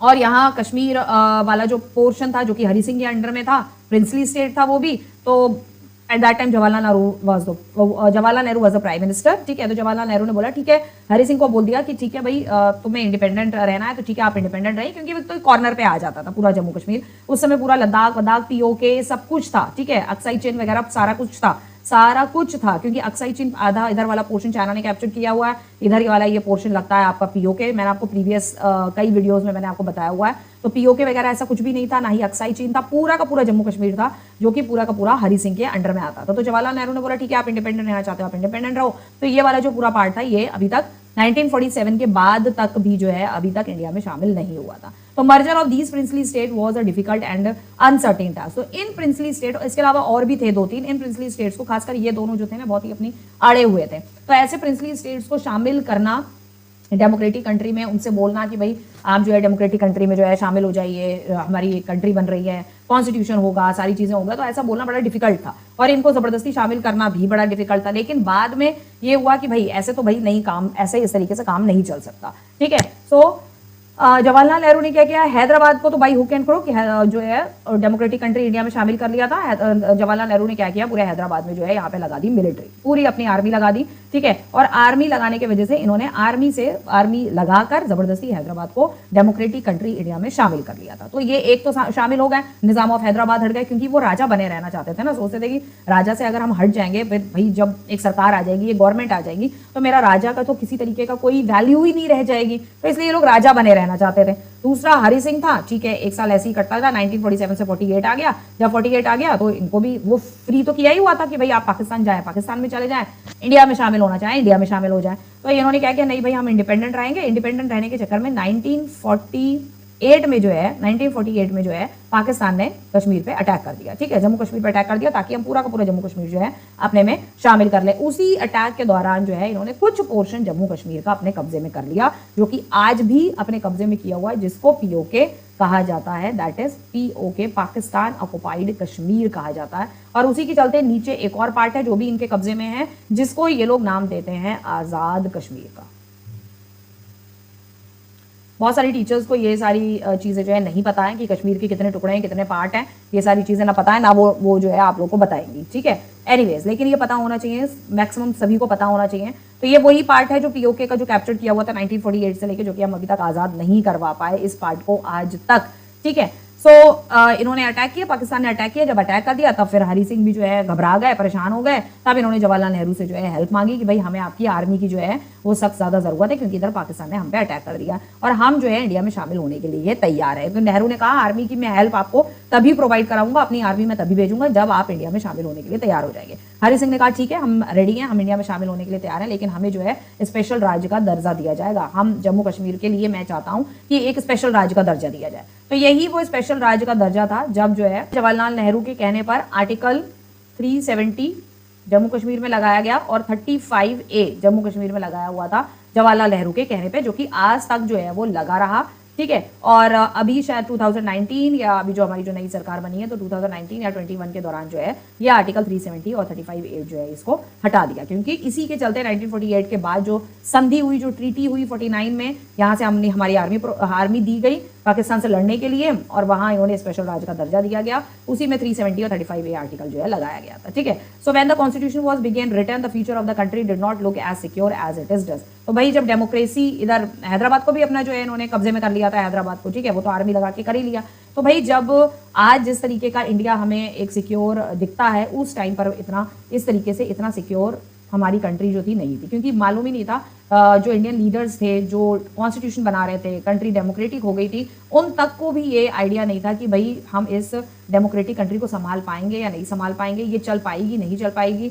जो कंट्री है, जो सिटीजन्स हैं, वो लोग हमारे साथ जो है हमें हेल्प करेंगे नहीं करेंगे, क्या होगा क्या नहीं होगा, वो खुद भी जो थे इतने ज्यादा श्योर नहीं थे, ठीक है। Future of the country did not look secure, क्योंकि फ्यूचर जो था सिक्योर नहीं लग रहा था because of these princely state. ये रीजन ये भी था प्रिंसली स्टेट की वजह से, ठीक है। तो इसीलिए बाद में भाई हुक और क्रुक जो है इनको बाद में डेमोक्रेटिक कंट्री को, जम्मू कश्मीर और हैदराबाद को इनको शामिल करना पड़ा, ठीक है। लीडर्स को खुद ही नहीं पता था कि आगे चल के जो है क्या होने वाला है। The maker of the constitution had anxieties about the present and the future of the country. तो जो वो थे मेकर ऑफ द कॉन्स्टिट्यूशन, यानी कि जो लीडर थे जिन्होंने कॉन्स्टिट्यूशन को अमेंड किया, चेंज किया, बैठ के थोड़ा सोचा कि भाई जो ब्रिटिश के कानून है वो अब डेमोक्रेटिक कंट्री में तो नहीं चल सकते इंडिया में। तो वो लोग काफ़ी एंजाइटी में थे, काफ़ी डिप्रेशन में थे, काफ़ी टेंशन में थे कि हम इस डेमोक्रेटिक कंट्री को संभाल पाएंगे आगे या नहीं संभाल पाएंगे, या फिर से थोड़े दिन तक चला, जैसे कि बहुत सारी कंट्रीज में हुआ है, पाकिस्तान में हुआ है। पाकिस्तान का आपने एग्जांपल देखा, वो आज भी जो है डेमोक्रेटिक आज तक नहीं हुई है। 1947 से लेकर आज तक डेमोक्रेसी होती है, अच्छा चलता है, फिर गड़बड़ हो जाती है, फिर वहाँ पर डिक्टेटरशिप आ जाता है।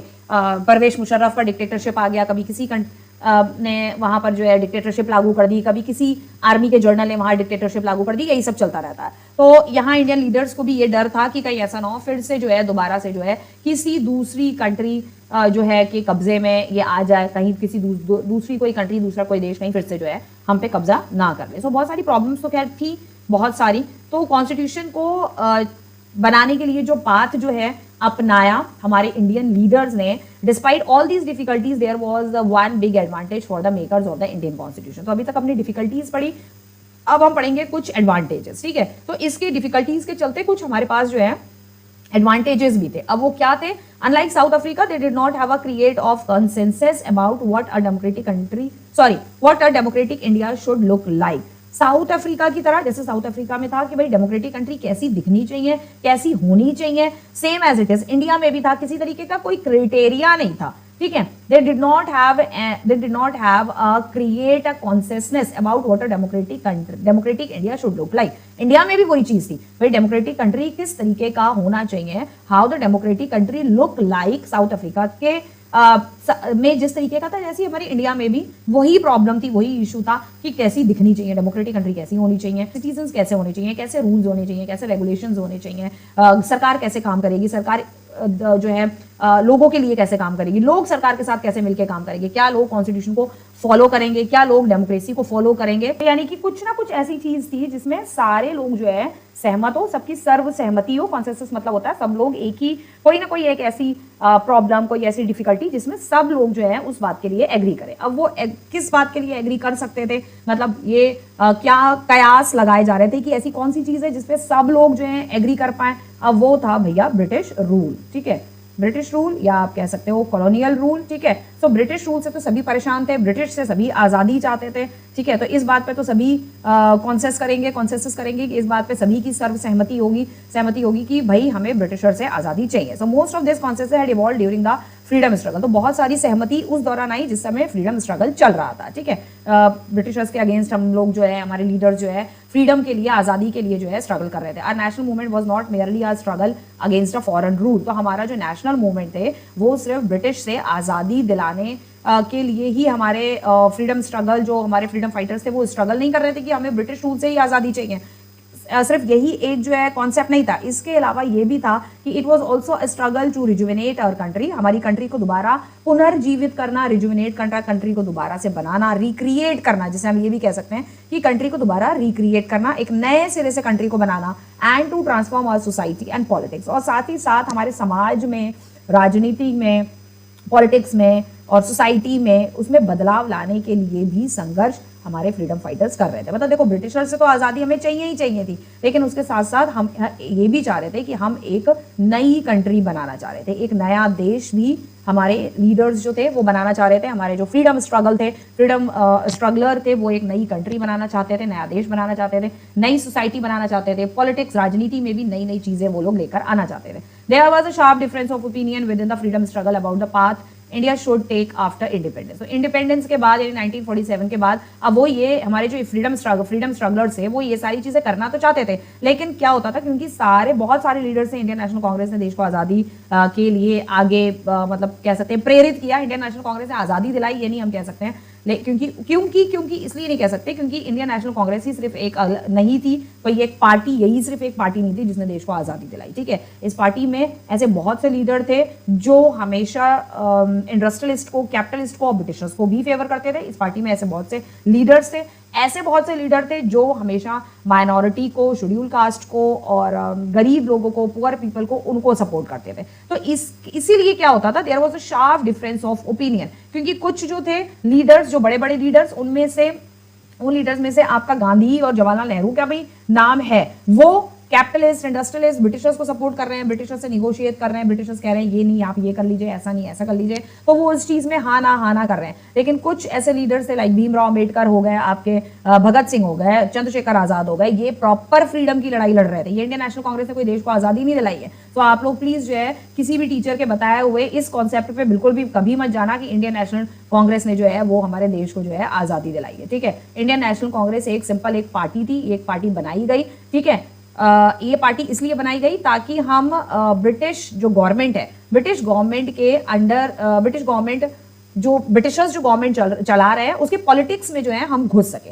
इसलिए ये इंडियन नेशनल कांग्रेस जो है पार्टी बनाई गई थी, ताकि ब्रिटिशर्स अपनी पॉलिटिक्स चला रहे हैं तो ब्रिटिशर्स की पॉलिटिक्स में हम भी अपनी पार्टी के साथ उसमें घुस जाएं और ब्रिटिशर्स जो रूल्स एंड रेगुलेशंस बना सकते हैं, मतलब ये चाहते थे हम पार्टी पॉलिटिकली अंदर घुस के जो है ब्रिटिशर्स को आज़ादी के लिए अपनी बात मनवाएं, और बाकी जो दूसरे जो हमारे फ्रीडम स्ट्रगलर्स थे, फ्रीडम फाइटर्स थे, भगत सिंह हो गया, चंद्रशेखर आजाद हो गए, ठीक है, भगत सिंह, राजगुरु सुखदेव, हाँ। सो इसलिए इनके ओपिनियंस में काफी ज्यादा डिफरेंसेस था, क्योंकि भीमराव अम्बेडकर गांधी के ओपिनियन से सहमत नहीं थे, गांधी भीमराव अम्बेडकर के ओपिनियन से सहमत नहीं थे। Same as it is Subhash Chandra Bose, वो अपनी तरह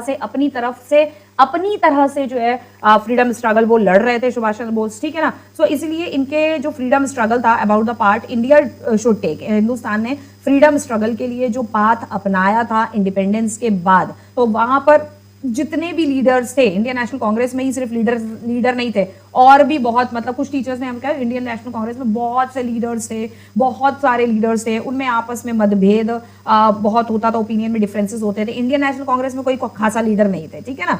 इंडियन नेशनल कांग्रेस सिर्फ कुछ ही लीडर से बनी थी। इंडियन नेशनल कांग्रेस जो पार्टी बनी थी, उस पार्टी के अलावा हमारे और बहुत सारे लीडर्स नहीं, हमारे बहुत सारे फ्रीडम फाइटर्स थे जिन्होंने देश के लिए काम किया है, जिन्होंने देश की आज़ादी के लिए काम किया। मैं बाकी टीचर्स की तरह, I am very serious in this concept, मैं बाकी टीचर्स की तरह आपको झूठी चीज़ें मैं यहाँ पर नहीं पढ़ाने बैठी हूँ, मैं आपको फैक्ट बताने बैठी हूँ, मैं आपको सच्चाई पढ़ाऊंगी। बाकी टीचर्स की तरह मैं ये नहीं बोलूंगी इंडियन नेशनल कांग्रेस ने बहुत काम किया, बहुत सारे लीडर थे और जो कुछ किया इंडियन नेशनल कांग्रेस ने किया, बीजेपी ने किया, फलाने ने किया, ढिमकाने ने किया, पर्टिकुलर इंसानों ने कुछ नहीं किया। ठीक है, मतलब जो हमारे सुभाष चंद्र बोस थे, भगत सिंह थे, चंद्रशेखर थे, इन लोगों ने, अशफाकुल्ला खान थे, इन लोगों ने कुछ नहीं किया। जो कुछ किया एक टीचर ने कहा है, जो कुछ किया है वो इंडियन नेशनल कांग्रेस ने कहा है। एक टीचर है जो ऑनलाइन पढ़ाती है, ठीक है, वो कहती है जो कुछ किया है, देश को आजादी जो दिलाई है वो इंडियन नेशनल कांग्रेस ने दिलाई है। बाकी जो हमारे फ्रीडम फाइटर्स थे उन्होंने आजादी नहीं दिलाई देश को, इंडियन नेशनल कांग्रेस ने आजादी दिलाई है। तो इतना झूठ भी टीचर्स को नहीं बोलना चाहिए, बच्चों को इतना झूठ भी जो है वो नहीं बताना चाहिए। खैर एनीवेज, सो जो हमारे जितने भी फ्रीडम फाइटर्स थे उन सारे फ्रीडम फाइटर्स में ओपिनियंस में काफी डिफरेंसेस था, इसलिए हर फ्रीडम फाइटर अपनी तरह से, अपनी तरफ से और अपनी तरह से अलग अलग तरीके से देश की आजादी के लिए लड़ाई लड़ रहा था। So such differences existed even today, आज भी इस तरीके के डिफरेंसेस होते हैं। Yet some basic idea had to come to be accepted by almost everyone, लेकिन कुछ ऐसी चीजें होती हैं जिसमें सारे के सारे जो लोग हैं उस बात के लिए सहमत हो जाते हैं। तो यहाँ नेशनल कांग्रेस के कुछ लीडर्स और हमारे बाकी जो बहुत सारे हमारे फ्रीडम फाइटर्स थे जिन्होंने देश को आजादी दिलाई है, वो हैं हमारे इकलौते हमारे फ्रीडम फाइटर्स। ठीक है, इंडियन नेशनल कांग्रेस ने जो है कोई देश को आजादी नहीं दिलाई है, हमारे फ्रीडम फाइटर्स ने जो है देश को आजादी दिलाई है। और उन फ्रीडम फाइटर्स में से, उन फ्रीडम फाइटर में हमारे बहुत सारे फ्रीडम फाइटर्स का नाम आता है। ठीक है, इस बातों के लिए सहमत हो गए थे कि वो बातें क्या थी कि भाई ब्रिटिश रूल से हमें आजादी चाहिए, चाहे कुछ भी हो, लेकिन हमें इनसे आजादी चाहिए। ठीक है, तो उसी के चलते 1928 में जो है मोतीलाल नेहरू और उनके 8 कांग्रेस के लीडर, मतलब उन्होंने जो पार्टी बनाई थी कांग्रेस पार्टी, इनके जो 8 लीडर थे, इन्होंने क्या किया, एक छोटा सा रफ जो है एक इन्होंने ड्राफ्टेड कॉन्स्टिट्यूशन इंडिया के लिए, छोटा कॉन्स्टिट्यूशन बना दिया, रफ में एक इंडियन कॉन्स्टिट्यूशन ड्राफ्ट कर दिया। ठीक है, बना दिया। तो 1928 में इन्होंने ये बनाया और होता क्या था, एक्चुअली हुआ क्या उस समय 1920 के बाद ही जो है देश को ब्रिटिशर से आजादी दिलाने की बातचीत लीडर्स में, फ्रीडम फाइटर्स में और ब्रिटिशर्स के बीच में आपस में चलती रहती थी। मतलब अब जो फ्रीडम फाइटर्स है उन्होंने ये डिसाइड कर लिया था कि भाई अब जो है देश को आजादी हमें दिलानी ही पड़ेगी और एक ना एक दिन हमारा देश जो है वो आजाद होगा। ठीक है, लीडर्स जो थे वो अपनी तरह से काम कर रहे थे। ठीक है, वो कैसे काम कर रहे थे, वो कर रहे थे पॉलिटिक्स में घुस के, यहां पर हम ये कह सकते हैं। ठीक है, लीडर्स थे, कांग्रेस के लीडर्स थे, वो पॉलिटिक्स में घुस के काम कर रहे थे। फ्रीडम फाइटर्स जो थे वो अपनी तरह से अलग तरीके से काम कर रहे थे, ब्रिटिशर्स को परेशान करके। ठीक है, अपनी इंडियन आर्मी बनाई, इंडियन नेशनल आर्मी बनाई। ठीक है, INA बनाई, किसने, सुभाष चंद्र बोस ने। वो अपनी आर्मी के थ्रू जो है ब्रिटिश आर्मी के साथ फाइट करके इंडिया को आजादी दिलाने की पूरी उनकी कोशिश रही। ठीक है, तो इसी के चलते मोतीलाल नेहरू ने एक कॉन्स्टिट्यूशन भाई बना के रख दिया और ये कॉन्स्टिट्यूशन उन्होंने एट द कराची सेशन में, कराची में एक सेशन हुआ इंडियन नेशनल कांग्रेस का 1931 में, leader decided how the constitution should look like. तो लीडर्स ने ये डिसाइड किया कि भाई बाकी सारी चीजें तो ठीक है, हम डेवलपमेंट करेंगे, इंफ्रास्ट्रक्चर सही होगा, सारी चीजें हम जो करेंगे आगे, जो भी डेवलपमेंट करेंगे वो तो करेंगे, लेकिन कुछ चीजें हमारे कॉन्स्टिट्यूशन में वो रहेंगी ही रहेंगी। इस तरीके का हमारा constitution should be look like, ऐसा होना चाहिए। Both these document were committed to include, अब इन जो कॉन्स्टिट्यूशन था, ये जो डॉक्यूमेंट बनाए थे, इस डॉक्यूमेंट में क्या चीजें इंक्लूडेड थी, इस डॉक्यूमेंट में इंक्लूडेड था आपका फर्स्ट था यूनिवर्सल एडल्ट फ्रेंचाइजी, यानी कि वोटिंग का अधिकार होना चाहिए सबको। उसमें कुछ भी ये नहीं लिखा गया था कि वुमेन को होना नहीं चाहिए, मेन को होना चाहिए, या बूढ़ों को नहीं होना चाहिए, जवानों को होना चाहिए 75-80, ऐसा कुछ नहीं था, सिर्फ वोटिंग का अधिकार मांगा गया था। ठीक है, दूसरा right to freedom equality, freedom का राइट होना चाहिए, इक्वालिटी होनी चाहिए, यानी कि हिंदू, मुस्लिम, सिख, ईसाई, शेड्यूल कास्ट, शेड्यूल ट्राइब जो भी है उन सब को जो है इक्वली ट्रीट होना चाहिए हमारे कॉन्स्टिट्यूशन के अकॉर्डिंग, चाहे वो शेड्यूल कास्ट हो, शेड्यूल ट्राइब हो, कोई भी हो। Protecting the rights of minority, और जो स्पेशली शेड्यूल कास्ट और शेड्यूल ट्राइब्स हैं, माइनॉरिटी हैं, माइनॉरिटी में शेड्यूल कास्ट, शेड्यूल ट्राइब आते थे उस टाइम पर, और भी कोई ग्रुप ऑफ कम्युनिटी, और भी कोई ग्रुप रहा होता, अगर उस टाइम पे होता होगा, तो वो सारे के सारे माइनॉरिटी बताया है आपको कि जिनकी पॉपुलेशन जो है वो कम होती है। ठीक है, तो उन माइनॉरिटीज जो लोग हैं उनके राइट्स को जो है प्रोटेक्ट किया जाए, माइनॉरिटी वाले लोगों को पूरे अधिकार मिले। प्रोटेक्टिंग द राइट्स का मतलब यही है कि उनको हर तरीके का अधिकार माइनॉरिटी वाले लोगों को भी दिया जाए। ये नहीं कि उनके साथ भेदभाव हो, डिस्क्रिमिनेशन हो, इस तरीके की चीजें नहीं होंगी। ये सारी चीजें कॉन्स्टिट्यूशन में डाली गई होंगी। बाकी बाद में कॉन्स्टिट्यूशन धीरे धीरे अकॉर्डिंग टू द सिचुएशन देखते हुए बनता चला जाएगा, लेकिन ये चीजें हमें कॉन्स्टिट्यूशन में चाहिए ही चाहिए। Next there's some basic values were accepted by all leaders much before the constituent assembly, यानी कि कुछ कॉन्स्टिट्यूएंट असेंबली तो हमारी बाद में बनी, कॉन्स्टिट्यूएंट असेंबली के बनने से पहले बहुत सारी ऐसी बेसिक वैल्यूज थी। ठीक है, जो कि हमारे सारे जो लीडर्स, यहाँ पे बार बार लीडर्स जो लिखा हुआ है, लीडर्स नहीं, सिर्फ लीडर्स ही हम सिर्फ नहीं कहेंगे, यहाँ पर हम फ्रीडम फाइटर्स भी कहेंगे, ठीक है। हमारे सारे फ्रीडम फाइटर्स भी जो थे वो उन सारे बेसिक वैल्यूज के लिए वो रेडी थे, ठीक है, कॉन्स्टिट्यूएंट असेंबली के बनने से पहले। यानी कि हमारा अभी कॉन्स्टिट्यूएंट असेंबली बनी नहीं थी, अभी देश आजाद नहीं हुआ था, 1931 की बात हो रही है यहाँ पर। Met to deliberate on the constitution, यानी कि जब भी कॉन्स्टिट्यूशन बनेगा, जब भी कॉन्स्टिट्यूशन का प्रॉपर कॉन्स्टिट्यूशन की नींव रखी जाएगी, तब कॉन्स्टिट्यूएंट असेंबली बनेगी। पहले कॉन्स्टिट्यूशन बनने से पहले कॉन्स्टिट्यूएंट असेंबली बनती है, उसके बाद कॉन्स्टिट्यूशन ड्राफ्ट किया जाता है। तो कॉन्स्टिट्यूशन बनने से कई मच बिफोर दैट ये जो बेसिक वैल्यूज आपने देखी, जो यहाँ पर है आपकी यूनिवर्सल एडल्ट फ्रेंचाइजी हो गई, protecting the rights of minority, right to freedom and equality. Right to freedom, हर चीज की फ्रीडम होनी चाहिए, इक्वालिटी होनी चाहिए हर चीज की। तो ये जो बेसिक वैल्यूज थे, ये बेसिक वैल्यूज सभी लीडर्स या फ्रीडम फाइटर्स, उसमें लीडर्स में फ्रीडम फाइटर्स भी इंक्लूडेड है, इन सब ने जो है इनके लिए जो है एग्री किया, ठीक है। नेक्स्ट आता है हमारा आर प्रोज। तो कुछ हमारे यहाँ पर प्रोज थे, क्योंकि बहुत सारी प्रॉब्लम्स तो थी, जैसे आप यहाँ पर देख सकते हो कितनी सारी हमारी प्रॉब्लम्स थी, लेकिन कुछ ऐसी बेसिक वैल्यूज थी जिसके लिए सारे लीडर्स वगैरह सारे जो थे एग्री हो गए थे, ठीक है।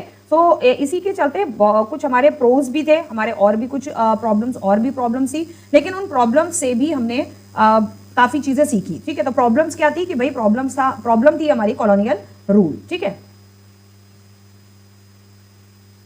कॉलोनियल रूल यानी कि British rule. The familiarities with the political institution of colonial era help Indian in developing their own institutional design. Colonial rule से हमने ये सीखा, ब्रिटिश रूल से हमने ये सीखा कि ब्रिटिशर्स जिस तरीके से अपने पॉलिटिकल इंस्टीट्यूशन को चला रहे थे, familiarities with political institution of colonial era, यानी कि ब्रिटिशर्स जिस तरीके से अपने पॉलिटिकल कॉन्स्टिट्यूशन को चला रहे थे, help Indians in developing their own institution, यानी कि उससे हम इंडियंस को जो है, इंडियन लीडर्स को जो है बहुत ज्यादा हेल्प मिली अपना खुद का इंस्टीट्यूशन बनाने के लिए, अपना खुद का इंस्टीट्यूशन डिजाइन करने के लिए। That is why here written help the Indians in developing their own institutional design. हमें ये हेल्प मिली, हमने उनकी चीजों से बहुत सारे कॉलोनियल मतलब जो रूल था, ब्रिटिश का जो रूल था, हमने उससे बहुत सारी चीजें सीखी, जिसे कहते हैं हम जिसे हम कहते हैं ब्लेसिंग इन डिस्गाइज्ड, ठीक है। यानी कि हमने परेशानियों में भी बहुत सारी चीजें सीखी, ठीक है, ब्लेसिंग इन डिस्गाइज्ड, ठीक है। ब्लेसिंग इन डिस्गाइज बोला जाता है इसे कि हम परेशान थे, हमने कॉलोनियल रूल झेला, सारी चीजें देखी। British had introduce a feeble legislation as it had given voting rights only to a few. लेकिन ब्रिटिशर्स अपने जो उनका जो फीएबल लेजिस्लेशन था वो क्या था कि वो वोटिंग राइट्स जो थे सिर्फ कुछ ही लोगों को देते थे, फ्यू लोगों को देते थे, ठीक है। वोटिंग राइट्स सबको नहीं दिया जाता था। लेकिन भाई जब हमारा इंडियन कॉन्स्टिट्यूशन बना तो हमने ये इस चीज को सबसे ऊपर सर्वप्रिय रखा कि वोटिंग राइट्स तो जो है भाई सारे एडल्ट्स को मिलेगा, चाहे वो मेल हो, फीमेल हो, वुमेन हो, मैन हो, सबको जो एडल्ट्स है उनको वोटिंग राइट मिलेगा। इसी दौरान क्या होता है कि ब्रिटिशर्स ने कहा कि इलेक्शंस वर हेल्ड इन 1937, मतलब जैसे आपको बताया कि 1920 के बाद से ही जो है भारत छोड़ो आंदोलन जो है स्टार्ट होने लगा था अलग अलग नाम से, ठीक है। क्विट इंडिया मूवमेंट तो बहुत बाद में हुआ। क्विट इंडिया मूवमेंट के नाम से भी जो है एक मूवमेंट चला गया था, प्रॉपर क्विट इंडिया मूवमेंट के नाम से एक मूवमेंट चला गया था, लेकिन उससे ये 30 के बाद चला गया। लेकिन उससे पहले 1920 में ही ब्रिटिशर्स से जो है लीडर्स और फ्रीडम फाइटर्स की बातचीत होने लगी, और ब्रिटिशर्स कहते थे, मतलब निगोशिएट करते थे कि भाई आप इतनी आजादी ले लो। पहले आधी आजादी की बात हुई, फिर पूर्ण स्वराज की बात हुई, जैसे कि आपने नेशनल मूवमेंट्स वगैरह में आपने पढ़ा है नेशनल मूवमेंट वाले चैप्टर में, ठीक है। नहीं, आप लोग 9th में हो ना, लेकिन आपने 8th में पढ़ा हुआ है ये। Yes you had studied in 8th class, okay. National movement, पूर्ण स्वराज की बात हुई, नेशनल मूवमेंट्स अलग अलग चलाए गए, ठीक है। सो उसी टाइम पीरियड के दौरान ब्रिटिशर्स ने क्या किया, ब्रिटिशर्स ने लीडर से बोला कि भाई ऐसा है, जो प्रोविंसेस हमने आपको दे दिए हैं, क्योंकि जो प्रिंसली स्टेट्स थे वो तो राजा के अंडर में थे, तो वो तो हमारी बात मानेंगे नहीं, वो राजा उस पर चला रहे, उस पर हमारा इनडायरेक्ट कंट्रोल था। लेकिन डायरेक्ट कंट्रोल हमारा प्रोविंसेस पे था। तो प्रोविंसेस वाले जितने भी स्टेट्स हैं, ब्रिटिशर्स ने ये कहा इंडियन लीडर से, जितने भी प्रोविंसेस वाले स्टेट्स हैं, प्रोविंसेस वाले स्टेट्स में हम क्या करते हैं, इलेक्शन करवा लेते हैं, ठीक है।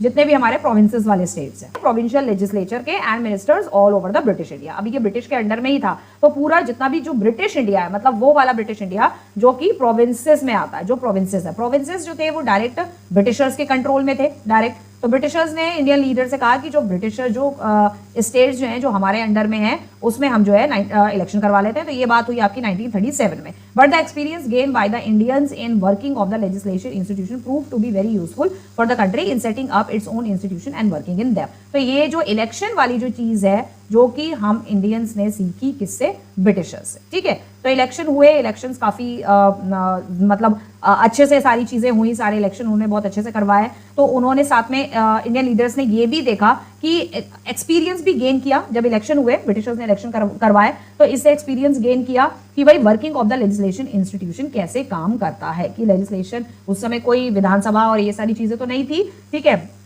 या पार्लियामेंट, इस तरीके की चीजें नहीं थी, लेकिन लेजिस्लेटिव असेंबली के जो इंस्टीट्यूशन के जो इलेक्शन हुए किस तरीके से करवाए जाते हैं, कैसे हेल्ड कराए जाते हैं, क्या कौन कौन लीडर्स होंगे, कौन कौन मिनिस्टर्स खड़े होंगे, ये सारी चीजें इंडियन लीडर्स और फ्रीडम फाइटर्स ने, इंडियन जो हमारे फाइटर्स थे, फ्रीडम स्ट्रगलर थे, उन्होंने ये सारी चीजें ब्रिटिशर से सीखी और ये हमारी कंट्री के लिए काफी यूजफुल भी हुई, B very useful for the country in setting up own institution and working in them. इसके चलते, इसकी मदद से हमने खुद के अपने इंस्टीट्यूशन जो है हमने अपने बनाए इंस्टीट्यूशन, और उसमें कैसे काम किया जाता है, हमने अपने लेजिस्लेचर बनाया, हमने अपना लेजिस्लेटिव काउंसिल्स बनाई, बाद में देश आजाद होने के बाद लेजिस्लेटिव काउंसिल, एग्जीक्यूटिव, लेजिस्लेचर, ठीक है, एग्जीक्यूटिव और लेजिस्लेटिव, ये सारी चीजें बनाई और कैसे काम होता है ये भी हमने उनसे सीखा।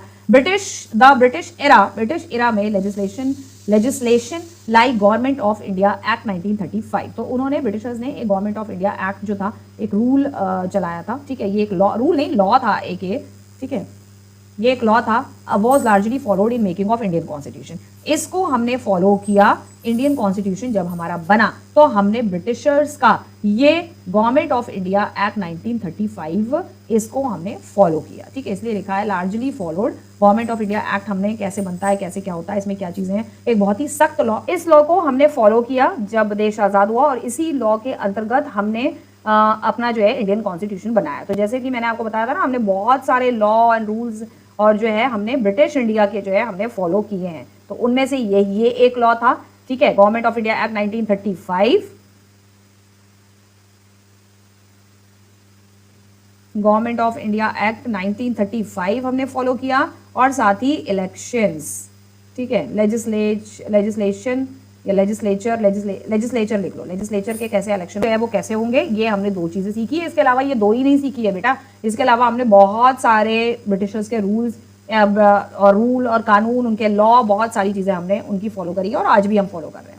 नेक्स्ट चलते हैं, years of thinking and deliberation on the framework of the constitution had another benefit, और बहुत सारे ईयर्स लिखा है, ईयर्स ऑफ थिंकिंग, ठीक है, बहुत 3 साल तक बैठ के सोच के सारी चीजें फ्रेमवर्क करी हैं, सारा कॉन्स्टिट्यूशन वगैरह बनाया है, हैड अनदर बेनिफिट, लेकिन इसका एक बेनिफिट ये भी हुआ था कि our leaders gain confident to learn from other countries but on our own terms. हमारी कंट्री के जो लीडर्स थे, जिन्होंने जो है कॉन्स्टिट्यूशन बनाने में जो है जिन्होंने हेल्प करी, ये हम कह सकते हैं, जिन्होंने कॉन्स्टिट्यूशन बनाने में लीडर्स ने जो है हेल्प करी, तो उससे ये भी हुआ कि लीडर्स को जो है कॉन्फिडेंट आया कि भाई अदर कंट्रीज से सीखा हमने, क्योंकि हमारे कॉन्स्टिट्यूशन में बहुत सारी चीजें जो है हमने दूसरे कंट्रीज की ली हैं, ठीक है, रशिया से ली है। आपने प्रीवियसली जो सोशलिज्म एंड रशिया वाले चैप्टर है उसमें मैंने आपको बताया है इंडियन कॉन्स्टिट्यूशन ने किस किस कंट्री से कौन कौन सी चीजें ली है, ये भी लिखा हुआ है कौन कौन सी चीजें ली हैं, लेकिन अभी हम ये नहीं बात कर रहे हैं कि कौन कौन सी ली है, किस किस कंट्री से ली है, रशिया से, यूके से, ब्रिटिश से भी ऑब्वियसली, अमेरिका से, ठीक है, फ्रांस से,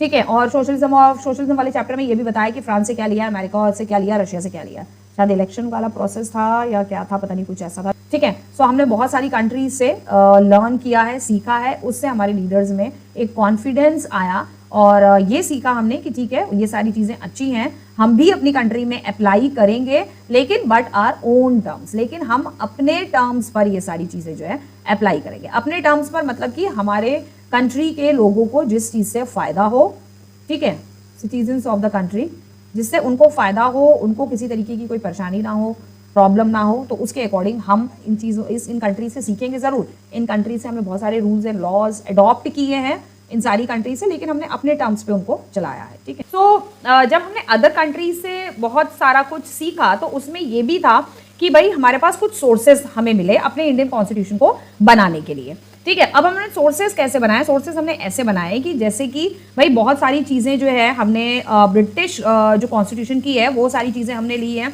हमने कॉपी तो नहीं कह सकते, हमने बहुत सारी चीज़ें ब्रिटिश कॉन्स्टिट्यूशन में ही हमने बहुत सारी चीज़ें चेंज करी और अलग अलग कंट्री से हमने बहुत सारे अलग अलग कंट्री से जो उनके कॉन्स्टिट्यूशन में अच्छी बातें थी, अच्छी चीज़ें थी, वो हमने उनके कॉन्स्टिट्यूशन से अडॉप्ट करी, ठीक है। जैसे कि मैं कई बार आपसे कहती हूँ कि ब्रिटिश कॉन्स्टिट्यूशन को हम फॉलो कर रहे हैं। ब्रिटिश कॉन्स्टिट्यूशन को हम बहुत हद तक, बहुत टाइम तक हमने बनाया जरूर अपना कॉन्स्टिट्यूशन, लेकिन 1950 तक जो है हम अपने कॉन्स्टिट्यूशन को फॉलो नहीं कर रहे थे, क्योंकि 1915 में जाकर जो है हमारा कॉन्स्टिट्यूशन 1915 में जाकर तो इनैक्ट हुआ है, लागू हुआ है, ठीक है। उससे पहले तक 47, 48, 49 मतलब 3-4 सालों तक जो है हम जो वही ब्रिटिश जो कानून था उसी को ही हम ब्रिटिश कॉन्स्टिट्यूशन को ही हम फॉलो कर रहे थे, ठीक है, पहली बात। लेकिन हम उस ब्रिटिश कॉन्स्टिट्यूशन में हम वो चीज फॉलो नहीं कर रहे थे जो कि डेमोक्रेटिक कंट्री इंडिया में नहीं हो सकती, ठीक है। तो इसलिए हमको 3 साल लगे वो उन सारी चीजों को हटाने में, उन सारी चीजों को चेंज करने में, बदलने में। तो हमने अलग अलग कंट्रीज से जो उनके कॉन्स्टिट्यूशन में अच्छी चीजें थी वो भी हमने ली। ब्रिटिश कॉन्स्टिट्यूशन ने हमने लिया गवर्नमेंट ऑफ इंडिया एक्ट 1935, और जो अभी मैंने आपको बताया इलेक्शन ऑफ 1937, लेजिस्लेशन लिखा था मैंने, लेजिस्लेचर था वो, ठीक है। इलेक्शन ऑफ 1937 प्रोविंसेस कह लो या प्रोविंशियल कह लो, प्रोविंशियल लेजिस्लेचर, ठीक है, प्रोविंशियल लेजिस्लेचर, ठीक है। So government of India act हमने लिया, इलेक्शन ऑफ 1937 से हमने चीजें सीखी, गवर्नमेंट ऑफ इंडिया एक्ट से हमने बहुत सारे लॉज लिए, ठीक है। अब फ्रांस और ब्रिटेन, यूएसए, ये सारी कंट्री क्या थी? ये सारी कंट्री वो कंट्री थी जो इंडिया से पहले जो है वो बहुत पहले इंडिया से, अमेरिका वगैरह ये सारी कंट्री आज़ाद हो चुकी थी, इनका कॉन्स्टिट्यूशन बन चुका था, ये डेमोक्रेटिक थी, कहीं पर पार्लियामेंट्री फॉर्म ऑफ डेमोक्रेसी थी, कहीं प्रेसिडेंशियल फॉर्म ऑफ डेमोक्रेसी थी, अलग अलग टाइप की डेमोक्रेसी भी बनती चली गई बाद में। कहीं पे पार्लियामेंट का रूल होता है, पार्लियामेंट हाईएस्ट अथॉरिटी होता है डेमोक्रेसी में, कहीं पे प्रेसिडेंट हाईएस्ट अथॉरिटी होता है, कहीं पे प्राइम मिनिस्टर हाईएस्ट अथॉरिटी होता है, ठीक है। डेमोक्रेसी में भी अलग अलग तरीके की डेमोक्रेसी होती है, ठीक है। सो इसी वजह से हमने इन सारी कंट्री से, क्योंकि फ्रांस हो गया, ब्रिटेन हो गया, अमेरिका हो गया, ये इंडिया से पहले ये आज़ाद हो चुके थे। तो फ्रांस से हमने लिया idea of a French revolution से हमने बहुत सारी चीजें सीखी कि फ्रेंच रेवोल्यूशन से हमारे पास आइडिया आया लिबर्टी, इक्वालिटी, ठीक है, फ्रेटर्निटी, क्योंकि पहली बार ये वर्ड्स जो थे वो फ्रेंच रेवोल्यूशन के दौरान ही पूरी वर्ल्ड की कंट्रीज और पूरे वर्ल्ड के लोगों ने पहली बार ये 3 वर्ड फ्रेंच रेवोल्यूशन के दौरान ही सुने जाने लगे थे। लोगों ने फ्रेंच रेवोल्यूशन के दौरान ही ये 3 वर्ड जो है सुने। ब्रिटेन से practice of a parliamentary democracy, तो हमने जो हमारी कंट्री में जो पार्लियामेंट्री डेमोक्रेसी है वो हमने ब्रिटेन से ली है। अगेन मैंने आपको बोला यूनाइटेड किंगडम से काफी हमारा कॉन्स्टिट्यूशन जो है यूनाइटेड किंगडम बेस्ड है, ठीक है। सो हमने ये वाला कॉन्स्टिट्यूशन हमने रखा, देखो गवर्नमेंट ऑफ इंडिया एक्ट रखा 1935, इलेक्शन ऑफ 1937 रखा हमने, प्रैक्टिस ऑफ पार्लियामेंट्री डेमोक्रेसी, यानी कि पार्लियामेंट जो है वो डेमोक्रेसी चलाएगी, पार्लियामेंट जो है वो डेमोक्रेटिक कंट्री को रन करेगी। यूएसए से द बिल ऑफ राइट्स हमने लिए कि बिल लॉ कैसे बनता है, उसके राइट्स हमने लिए, ठीक है। बिल पर राइट होना चाहिए सबका, हाउ बिल बिकेम लॉ ये हमने सीखा। रशिया से हमने सोशलिज्म का आइडिया हमारे पास आया। सोसाइटी जो है वो सब लोगों का अधिकार होना चाहिए सोसाइटी पर, सोसाइटी की चीज़ों पर, कंट्री की चीज़ों पर, कंट्री में जो एग्रीकल्चर है, इंडस्ट्रीज़ हैं, कंट्री में जो भी डेवलपमेंट हो रहा है, जो भी चीज़ कंट्री में हो रही है उसमें कंट्री में रहने वाले जो लोग हैं उन कंट्री में रहने वाले लोगों का अधिकार कंट्री की हर एक चीज़ पर होना चाहिए। जैसे कि हमने सोशलिज्म इन यूरोप में, सोशलिज्म इन रशिया में देखा कि वहाँ पर कैपिटलिस्ट का अलग वो रहता था और जो वर्कर्स होते थे उनको दिन रात उनसे काम करवाया जाता था, लेकिन उनका अधिकार नहीं होता था, सारा प्रॉफिट जो है कैपिटलिस्ट के पास जाता था, इंडस्ट्रियलिस्ट के पास जाता था, ठीक है। वर्किंग आवर्स ज़्यादा होते थे, वर्किंग कंडीशंस बहुत ख़राब होती थी, तो ये सारी चीज़ें नहीं होनी चाहिए। तो ये सोशलिज्म का आइडिया हमने रशिया से अडॉप्ट किया, ठीक है। ना फाइनली आता है आपका कॉन्स्टिट्यूएंट असेंबली। लाइक अब जो है हमारी कॉन्स्टिट्यूएंट असेंबली बनने की तैयारी हो रही थी, प्रिपरेशन हो रही थी कि भाई कॉन्स्टिट्यूएंट असेंबली कैसे बननी चाहिए, कौन कौन होना चाहिए कॉन्स्टिट्यूएंट असेंबली में, लीडर्स कौन से होने चाहिए। अब ये हमारा कॉन्स्टिट्यूएंट असेंबली बनने की प्रिपरेशन जो है वो स्टार्ट होने लग गई। Drafting of the constitution done by an assembly of elected representative called the constituent assembly. एक ड्राफ्ट किया जाना था कॉन्स्टिट्यूशन, एक कॉन्स्टिट्यूशन रफ में, ड्राफ्ट मींस कॉन्स्टिट्यूशन का प्रस्ताव रखा जाना था, ठीक है। सो उसके लिए by an assembly of elected representative, एक असेंबली इलेक्ट होनी थी जिसमें चुनिंदा रिप्रेजेंटेटिव्स, चुनिंदा लीडर्स होने चाहिए, एजुकेटेड, पढ़े लिखे, जो लॉ के बारे में जानते हो, रूल्स एंड रेगुलेशंस के बारे में जानते हो, वो सारे रिप्रेजेंटेटिव बैठे हुए होने चाहिए। और उन रिप्रेजेंटेटिव्स की असेंबली में, इलेक्टेड रिप्रेजेंटेटिव की असेंबली में कॉन्स्टिट्यूशन जो है वो ड्राफ्ट किया जाएगा, कॉन्स्टिट्यूशन सामने रखा जाएगा, ठीक है। Is called the constituent assembly, इसको कॉन्स्टिट्यूएंट असेंबली कहा जाता है। Election to the constituent assembly held in July 1946। 1920 से बात होते 1931 में मैंने आपको बताया कि मोतीलाल नेहरू ने जो है एक ड्राफ्ट कॉन्स्टिट्यूशन उन्होंने 1931 में रखा। ठीक है, यहाँ पर इलेक्शन हुआ कॉन्स्टिट्यूएंट असेंबली के जुलाई 1946 में इलेक्शन हुआ। Soon after the country was divided into India and Pakistan. 1946 में इलेक्शन हुए कॉन्स्टिट्यूएंट असेंबली के, यानी कि कॉन्स्टिट्यूएंट असेंबली में कौन कौन से लीडर्स होने चाहिए, इस चीज के लिए इलेक्शन हुए। ठीक है, अभी कॉन्स्टिट्यूशन जो है बन रहा है। ठीक है, उस अभी कॉन्स्टिट्यूशन रफ तैयार हो रहा है, लेकिन जब कॉन्स्टिट्यूएंट असेंबली बन जाएगी तब प्रॉपर कॉन्स्टिट्यूशन बनने की प्रिपरेशन स्टार्ट हो जाएगी। ठीक है ना, तो 46 में कॉन्स्टिट्यूएंट असेंबली बनी सून आफ्टर द कंट्री, और उसी के बाद 1947 में इधर कॉन्स्टिट्यूएंट असेंबली बनती है, लीडर्स इलेक्ट होते हैं, रिप्रेजेंटेटिव वगैरह इलेक्ट होते हैं, और सून उसी के जस्ट आफ्टर एक साल बाद जो है country was divided into India and Pakistan. Country जो थी वो आपकी इंडिया और पाकिस्तान में डिवाइड हो गई 1947 में। Constituent assembly was also divided into constituent assembly of India and that of Pakistan. अब कॉन्स्टिट्यूएंट असेंबली पहले तो एक बनी ना 1946 में एक असेंबली बनी, जिसमें हिंदू मुस्लिम सिख क्रिश्चियंस तो कमी थे उस टाइम पे, Hindu Muslim Sikh schedule caste schedule tribe सभी के एक लीडर्स, एक रिप्रेजेंटेटिव सभी के रखे गए कॉन्स्टिट्यूएंट असेंबली में। ठीक है, ताकि किसी भी जाति किसी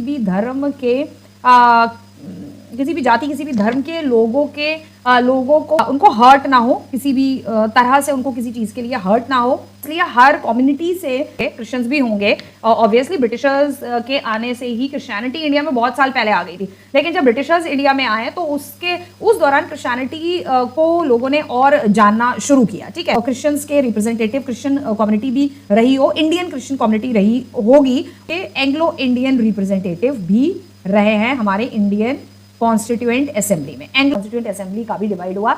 और एक चीज और भी मैं आपको बताना चाहूंगी कि constituent assembly was also divided into India and Pakistan. Constituent assembly तो डिवाइड हुई, साथ ही साथ जितने भी रिसोर्सेज थे और जितना भी पैसा था, ठीक है, पैसा और जितने भी रिसोर्सेज थे उस टाइम पे पूरे इंडिया के पास, वो सारे के सारे रिसोर्सेज जो थे वो इंडिया और पाकिस्तान में जो थे वो डिवाइड हो गए। सारी चीजें ईच एंड एवरीथिंग जो है इंडिया और पाकिस्तान में डिवाइड हुआ। साथ ही साथ अकॉर्डिंग टू द एरिया, हमारे इंडिया के और पाकिस्तान के एरिया को देखते हुए सारी चीजें डिवाइड हुई। ऐसा नहीं है कि मतलब डिवाइड हो रहा है तो जो है लाइक फॉर एग्जांपल मैं आपको बता रही हूँ 100 ट्रीज हैं ऑल ओवर। ठीक है, एक एग्जांपल बता रही हूँ, 100 ट्रीज है ऑल ओवर और उन दो पार्ट्स में इतने एरिया में पूरे 100 ट्रीज हैं, तो बीच में से 50-50 डिवाइड हुआ तो 50 इधर आ जाएंगे, 50 इधर आ जाएंगे। लेकिन हमारा कंट्री ऐसे इस तरीके से डिवाइड नहीं हुआ। हमारी कंट्री डिवाइड हमारी कंट्री डिवाइड हुई थी कम्युनिटी के बेस पे, रिलीजन के बेस पे, क्योंकि अली जो आपके जिन्ना थे उन्होंने जो है मोहम्मद अली जिन्ना, उन्होंने बोला कि भाई हमें अपनी मुस्लिम्स की कम्युनिटी अलग चाहिए, क्योंकि मुस्लिम्स माइनॉरिटी में आ रहे थे। तो जिन्ना ने लोगों के दिमाग में ये भी भर दिया कि भैया कल को देश आज़ाद अगर होता है तो हम मुसलमानों को जो है हमें पूरा हक नहीं दिया जाएगा, बल्कि माइनॉरिटी के राइट को प्रोटेक्ट करने के लिए कॉन्स्टिट्यूशन में लिख दिया गया था। स्टिल उसके बाद भी इसने लोगों को भड़काया और बोला कि कॉन्स्टिट्यूएंट असेंबली के दौरान, कॉन्स्टिट्यूएंट असेंबली में ही इसने बोला कि हम मुसलमानों को अपना अलग देश चाहिए। तो मुसलमानों की पॉपुलेशन को देखते हुए पाकिस्तान अलग बनाया, वेस्ट पाकिस्तान और ईस्ट पाकिस्तान जो है अलग बनाया, जो कि बना आपका बाद में 1971 में वो ईस्ट पाकिस्तान बना, बाद में जाकर बांग्लादेश। ठीक है, जो जगह मुसलमानों से भरी हुई है वो जगह आप हमें दे दीजिए, ये जिन्ना ने बोला। अब यहाँ पर इंडिया और पाकिस्तान का बंटवारा कैसे हुआ? इंडिया पाकिस्तान का बंटवारा इस वे में हुआ, इस तरीके से। ये रहा आपका पाकिस्तान, ये पूरा रहा इंडिया, और ये बना आपका बाद में ईस्ट पाकिस्तान, लिख देते हैं इसे ईस्ट पाकिस्तान।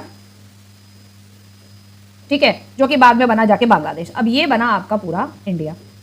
तो जब डिवाइड हुई चीजें, कॉन्स्टिट्यूएंट असेंबली डिवाइड हुई, सारे रिसोर्सेज डिवाइड हुए, इंडिया और पाकिस्तान का कॉन्स्टिट्यूएंट असेंबली भी डिवाइड हुई, अलग अलग हुई। पाकिस्तान की कॉन्स्टिट्यूएंट असेंबली अलग हुई, पाकिस्तान की कॉन्स्टिट्यूएंट असेंबली जो अलग हुई, वही कॉन्स्टिट्यूएंट असेंबली ईस्ट पाकिस्तान में भी वही रूल्स एंड रेगुलेशन चलते थे जो वेस्ट पाकिस्तान यहाँ पर चलते थे। ठीक है, इंडिया का एरिया ज्यादा बड़ा था, उस हिसाब से इंडिया को पैसा भी मिला, पाकिस्तान का एरिया कम था। तो आपने गदर मूवी में देखा होगा ना, वो बोलता है कि जब हमने आपको कितने 150 करोड़ जब पाकिस्तान को जो है पैसा दिया था, 150 करोड़, जब हमने 150 करोड़ रुपए दिए थे तब तुम्हारे सिर पे जो है तरपाल आया था। ठीक है, मतलब 150 करोड़ पाकिस्तान को दिए गए इंडिया की तरफ से, तब जाके उनके सिर पे तरपाल यानी कि लोगों का घर बसे थे। ये आप सोचिए कि पाकिस्तान की क्या हालत थी उस समय भी, और आज भी कोई हालत पाकिस्तान की कोई बहुत ज़्यादा अच्छी नहीं है।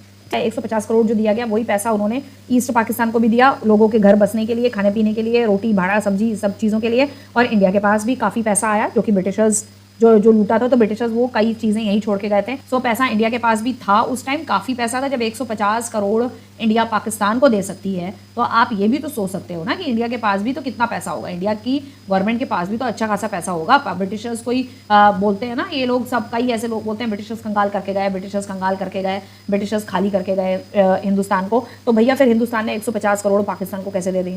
अगर ब्रिटिशर्स ने कंगाल कर दिया था, इंडिया को कंगाल कर दिया था, तो इंडिया ने 150 करोड़ पाकिस्तान को कैसे दे दिए? तो इंडिया के पास पैसा था ना, हिंदुस्तान के पास पैसा था, तभी तो उन्होंने दिया।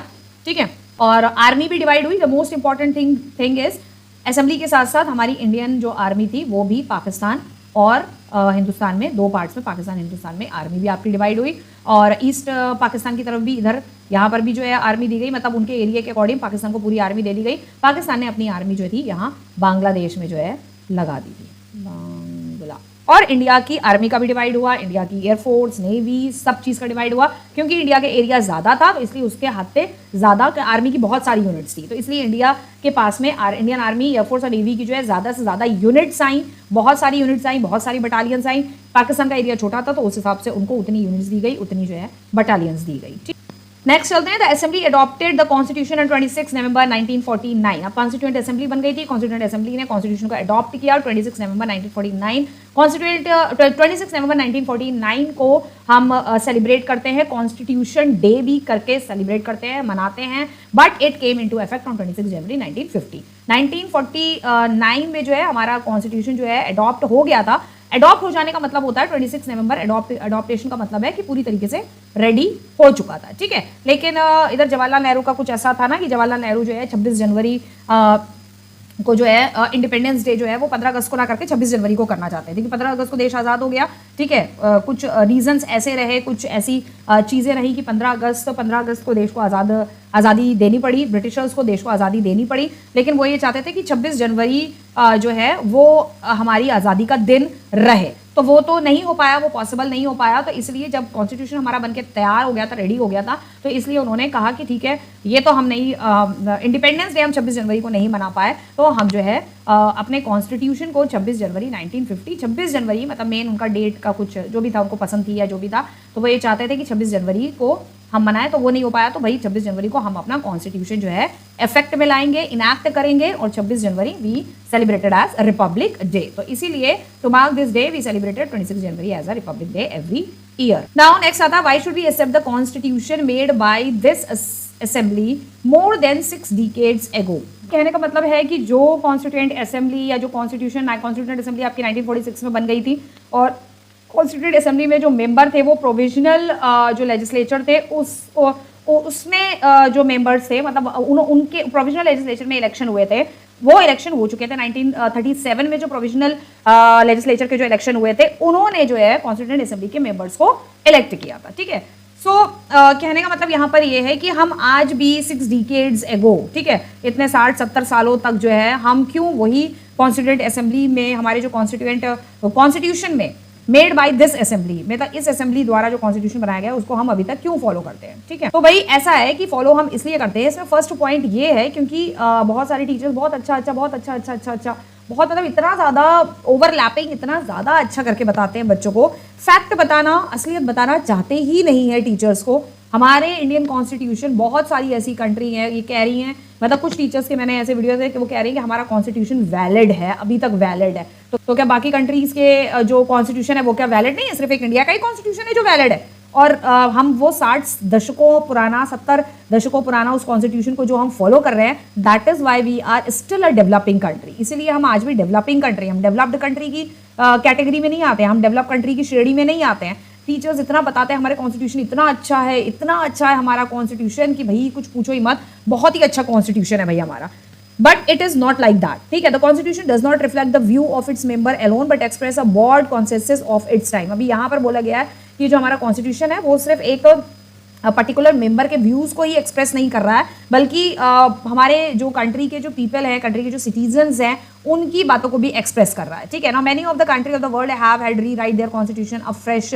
ऑब्वियसली सी बात है, वो अपने कॉन्स्टिट्यूशन को फ्रेश करते रहते हैं, अमेंड करते रहते हैं, चेंजेस करते रहते हैं, because the basic rule were not acceptable to all major social group और पॉलिटिकल पार्टीज। अभी यहाँ पर दूसरी कंट्रीज की यहाँ पर ये लोग एनसीईआरटी जो है बुराई कर रहा है, क्योंकि बिकॉज क्योंकि जो बेसिक रूल्स हैं उनकी कंट्री में जो बेसिक रूल्स हैं वो एक्सेप्टेबल नहीं है, were not acceptable. All the major social groups ने उनको जो एक्सेप्टेबल नहीं किया है, पॉलिटिकल पार्टीज ने जो है जो बेसिक रूल है वो एक्सेप्ट नहीं किए। ऐसा कुछ नहीं है, वो अपनी कंट्री में वो अपने कॉन्स्टिट्यूशन को फ्रेश इसलिए करते रहते हैं, वो अपने कॉन्स्टिट्यूशन को दोबारा रीराइट इसलिए करते हैं। हाँ, कुछ कुछ कंट्रीज ने अपने कॉन्स्टिट्यूशन को दोबारा रीराइट किया, रीराइट इसलिए भी किया, रीराइट करने का कारण ये भी था कि भाई according to the situation, according to the स्थिति को देखते हुए उन्होंने अपने कॉन्स्टिट्यूशन को रीराइट किया। हमारी कंट्री की तरह नहीं कि 70 साल पुराना रूल्स एंड रेगुलेशन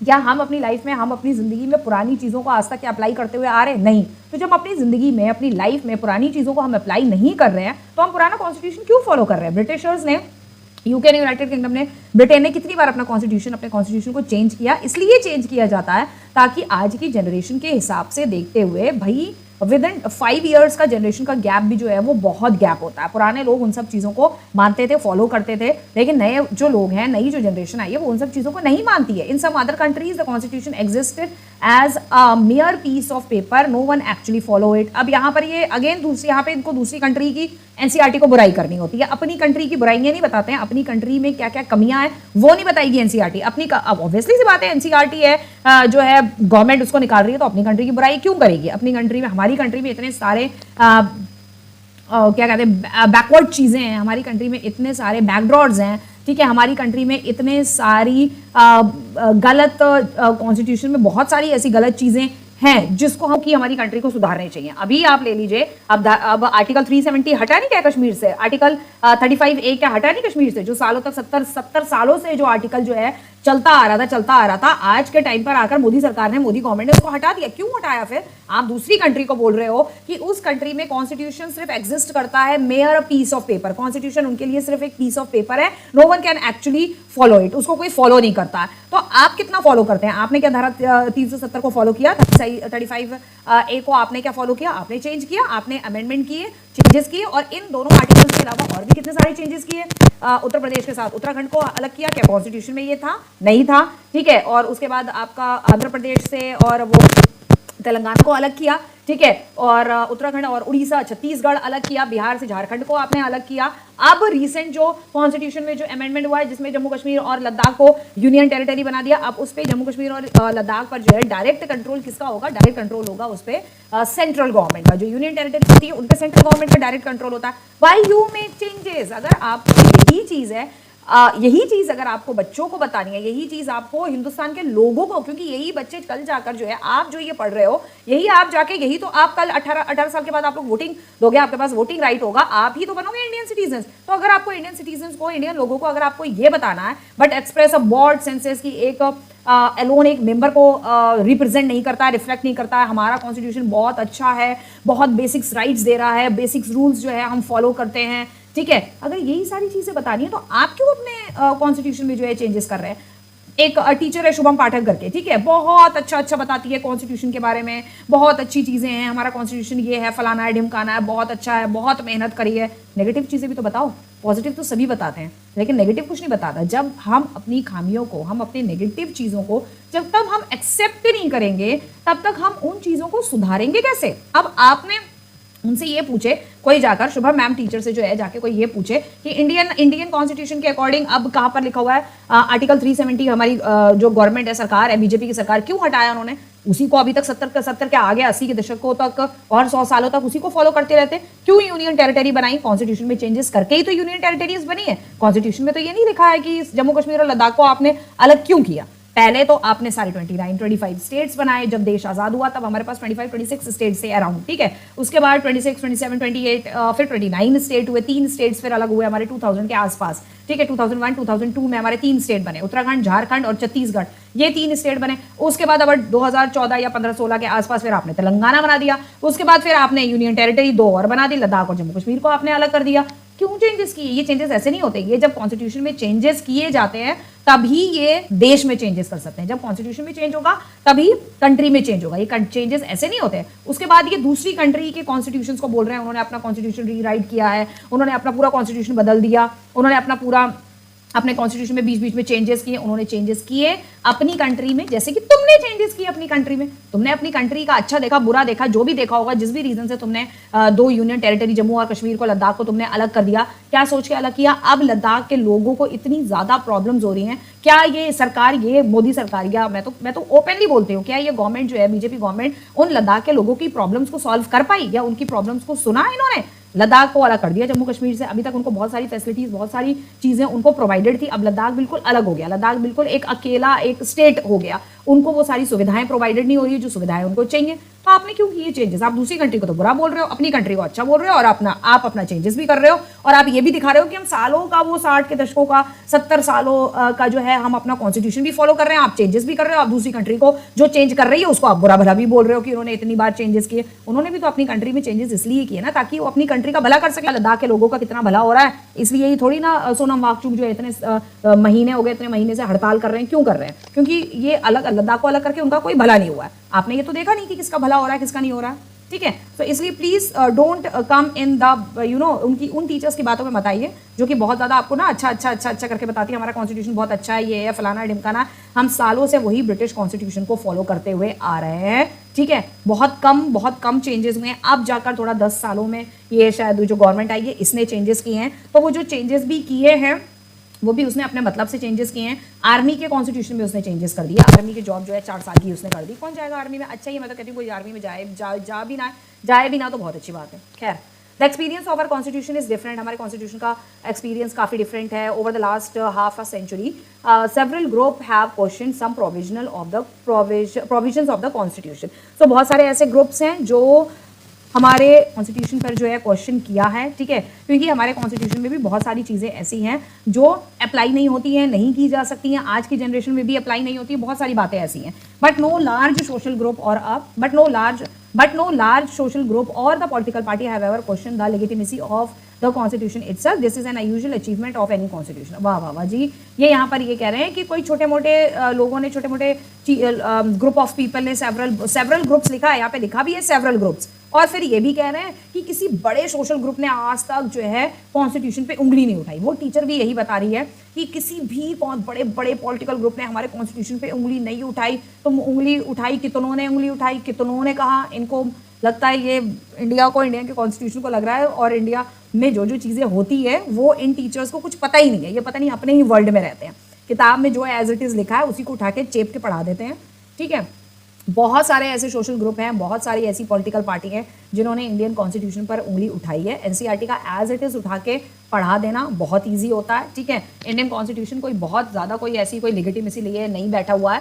ठीक है ना। सो सेवरल ग्रुप्स, एक तरफ आप लिख रहे हो several groups have questioned some provisions of the constitution, यानी कि कुछ प्रोविजंस ऐसे थे, इसका मतलब कुछ प्रोविजंस थे ना जिन पे सेवरल ग्रुप्स यानी बहुत सारे ग्रुप्स ने उस पर उंगली उठाई। लेकिन लिख रहा है कोई बहुत बड़े सोशल ग्रुप, मतलब कोई जब बहुत बड़ा सोशल ग्रुप, मतलब कोई बहुत बड़ी पॉलिटिकल पार्टी जब कॉन्स्टिट्यूशन पे उंगली उठाएगी, मतलब छोटे मोटे लोग, मतलब आम जनता को अगर कॉन्स्टिट्यूशन की कोई चीज़ पसंद नहीं आती है, वो नहीं चाहती है कि ये सारी चीज़ें हों, आम जनता, ठीक है, पूरी की पूरी जनता नहीं चाहती है कॉन्स्टिट्यूशन में ये। अब पूरी की पूरी जनता, इन्होंने आर्मी की 4 साल की जॉब कर दी, कितनी हंगामा हुआ, कितना सब कुछ हुआ, किसान आंदोलन इन्होंने स्टार्ट किया, कॉन्स्टिट्यूशन को चेंज करके ही तो सारी किसानों की जो एमएसपी था, क्या था, मार्केट में बेचना था। ठीक है, अब वो गवर्नमेंट को नहीं बेच के उसे डायरेक्ट मार्केट में बेचेंगे अपनी फसल को। किसान आंदोलन इसी वजह से हुआ, तो इन्होंने अपना कॉन्स्टिट्यूशन में वो चेंज कर रहे थे, कॉन्स्टिट्यूशन में चेंज कर रहे थे। तो इतने बड़े सोशल ग्रुप को प्रॉब्लम हुई, इतना बड़ा सोशल ग्रुप पूरा किसान आंदोलन हुआ, तो इन्होंने कॉन्स्टिट्यूशन में चेंज नहीं किया, वो चीजें इन्होंने बंद कर दी। ऐसे ही इन्होंने अग्निवीर स्टार्ट किया, 4 साल की जॉब, यहां पर भी इतना बड़ा सोशल ग्रुप आया, उसे पसंद नहीं आया, तो आपने उसको क्यों नहीं चेंज किया? अग्निवीर जो उन्होंने 4 साल की जॉब थी उसको क्यों नहीं चेंज किया? उसको दोबारा आप वैसे ही रहने देते जैसे कि आर्मी की जॉब अब तक चल रही है। आपने क्यों उसको क्यों नहीं बदला? आप यहाँ पर कहाँ पर लेजिटिमेसी आती है? किस जगह पर, कहाँ पर आप कह सकते हो कि लेजिटिमेसी ऑफ द कॉन्स्टिट्यूशन, हमारी कॉन्स्टिट्यूशन की बड़ी इज्जत है, बड़ी कॉन्स्टिट्यूशन पे किसी ने उंगली नहीं उठाई है। This is an unusual achievement for any constitution. हमारे कॉन्स्टिट्यूशन का ये बहुत बड़ा अचीवमेंट है। काय का अचीवमेंट है भाई? जब लोगों को आपके रूल्स और रेगुलेशन जब पसंद ही नहीं आ रहे हैं, आप कॉन्स्टिट्यूशन को चेंज करके जो चीज़ कॉन्स्टिट्यूशन में अच्छी है उसको आप चेंज कर रहे हो, जो चीज़ कॉन्स्टिट्यूशन में गलत है उसको आप चेंज नहीं कर रहे हो, उसको आप वैसे ही फॉलो करते हुए जा रहे हो, और हिंदुस्तान की जनता से भी आप बोल रहे हो कि इसको वैसे ही फॉलो करें। तो कहाँ की लेजिटिमेसी है भाई? कॉन्स्टिट्यूशन में कहाँ इज्जत है? कहाँ कॉन्स्टिट्यूशन पे उंगली कौन नहीं उठाएगा? कॉन्स्टिट्यूशन पे हर एक बंदे ने उंगली उठाई है, कॉन्स्टिट्यूशन हमारा कोई वो इतना कोई ऐसा कोई खास कॉन्स्टिट्यूशन नहीं है। बहुत सारी कंट्रीज में हमारे इंडिया से बहुत ज़्यादा अच्छा कॉन्स्टिट्यूशन फॉलो होता है। उनमें से बेस्ट कॉन्स्टिट्यूशन जो माना जाता है दैट इज हमारे वर्ल्ड का हमारा लार्जेस्ट कॉन्स्टिट्यूशन तो जरूर है, हमारे कंट्री का लार्जेस्ट कॉन्स्टिट्यूशन जरूर है, लेकिन बेस्ट कॉन्स्टिट्यूशन नहीं है। यूनाइटेड किंगडम का, ब्रिटेन का बेस्ट कॉन्स्टिट्यूशन माना जाता है, क्योंकि वो अपने लोगों को देखते हुए अपने कॉन्स्टिट्यूशन में चेंजेस करते हैं, जिससे उनके, नो डाउट वहाँ मोनार्की है, क्वीन का रूल है, लेकिन स्टिल वहाँ पे क्वीन का रूल ऐसा नहीं है, absolute king rule, queen rule नहीं है, एब्सोल्यूट मोनार्की नहीं है वहाँ पे कॉन्स्टिट्यूशन मोनार्की है। कॉन्स्टिट्यूशन स्ट्रिक्टली फॉलो भी किया जाता है, और वो अपने कॉन्स्टिट्यूशन में चेंजेस इसलिए ही तो करते हैं ना, कॉन्स्टिट्यूशन में चेंजेस, ताकि वहाँ के लोग, उनकी जो जनता है, उनकी जो सिटीजन्स है, यूके के जो सिटीजन्स है, वो खुश रह सकें। हिंदुस्तान से कितने लोग यूनाइटेड किंगडम में जाके सेटल्ड हुए हैं, तो वो भी तो वहाँ की सिटीजनशिप ली हुई है, यूनाइटेड किंगडम की सिटीजनशिप ली हुई है। तो सिटीजनशिप ली है यानी कि उनके कॉन्स्टिट्यूशन को जो है फॉलो कर रहे हैं। क्यों फॉलो कर रहे हैं उनके कॉन्स्टिट्यूशन को? उनका कॉन्स्टिट्यूशन तो अच्छा नहीं है ना। हमारे इंडिया का कॉन्स्टिट्यूशन तो लाखों में एक है, करोड़ों में एक है हमारे इंडिया का कॉन्स्टिट्यूशन। और क्या, the best constitution is of the Britain. हमारे इंडिया का कॉन्स्टिट्यूशन सिर्फ लार्जेस्ट इन द वर्ल्ड है, बेस्ट नहीं है। ओके, तो मैं आपको कोई फेक चीज़ें नहीं पढ़ाने यहाँ बैठी हूँ, मैं आपको फैक्ट बताने पहुंची हूँ। यहाँ पे बहुत सारी चीज़ें लिखी हुई हैं, इसको हम इन शॉर्ट करेंगे।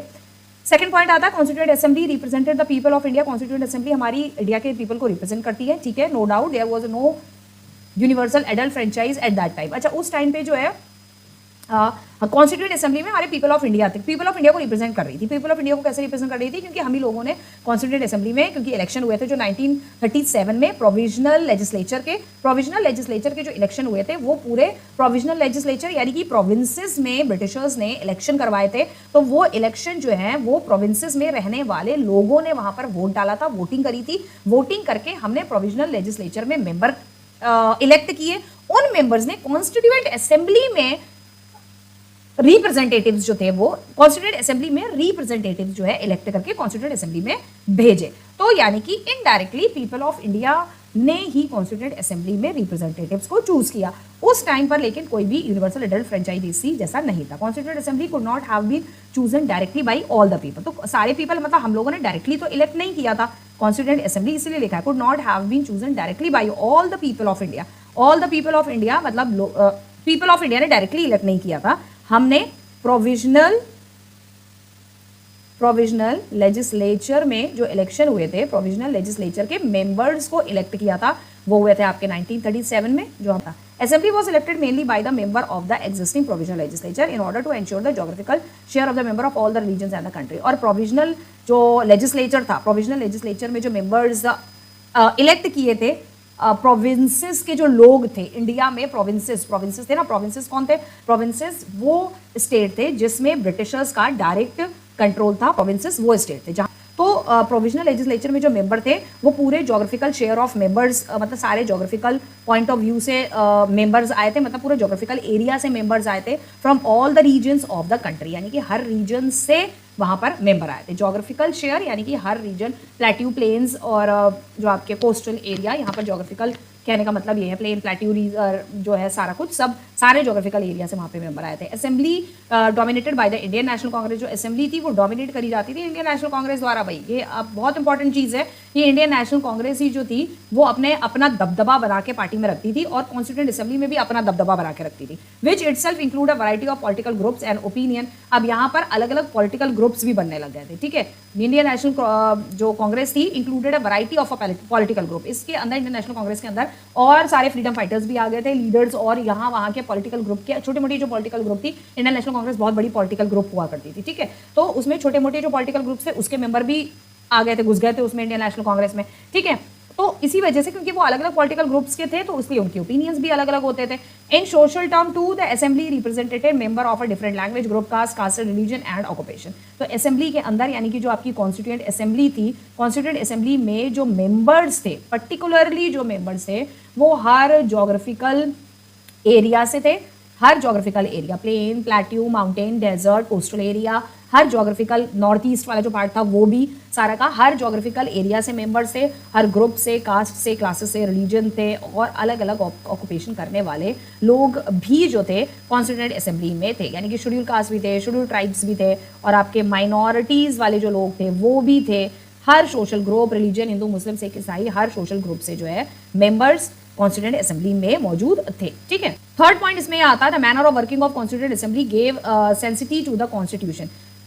जो वर्किंग ऑफ कॉन्स्टिट्यूएंट असेंबली था gave a sensitivity of the constitution, constitution को काम करने का एक मैनर देता था। Working of constituent assembly, constituent assembly में जिस तरीके से काम होता था, जिस तरीके से वहाँ पर सारी चीज़ें होती थी, सारी चीज़ें कराई जाती थी, इलेक्शन वगैरह जो भी, वो एक मैनर में होता था, एक तरीके में होता था, एक तरीका होता था करने का। Assembly work in a systematic and open and constitutional manner, यानी कि सिस्टमैटिक वे में असेंबली वर्क करती थी, एक कॉन्स्टेंशियल मैनर में वर्क करती थी, ठीक है, सॉरी कॉन्सेंशुअल मैनर, यानी कि सभी के इमोशंस को जो है ध्यान में रख के काम किया जाता था। जो भी डिस्कशंस होते थे, कोई भी अगर किसी भी चीज़ में, अगर कॉन्स्टिट्यूशन में कोई चीज़ किसी को समझ में अगर नहीं आती है कॉन्स्टिट्यूशन में, तो उसके ऊपर बैठ के डिस्कशंस होते थे, ठीक है, डिबेट्स होते थे उस पर बैठ के, ठीक है। और अगर कोई चीज़ हटानी है, कोई चीज़ डालनी है, कोई नया प्रोविजन डालना है, कोई नई चीज़, नई बातें डालनी है, तो वो भी उसमें घटाया बढ़ाया जो है जाता था। तो डिबेट, डिस्कशंस, या कुछ रिटर्न मटेरियल में भी अगर कुछ हुआ करता था, रिटर्न मटेरियल में कोई चीज़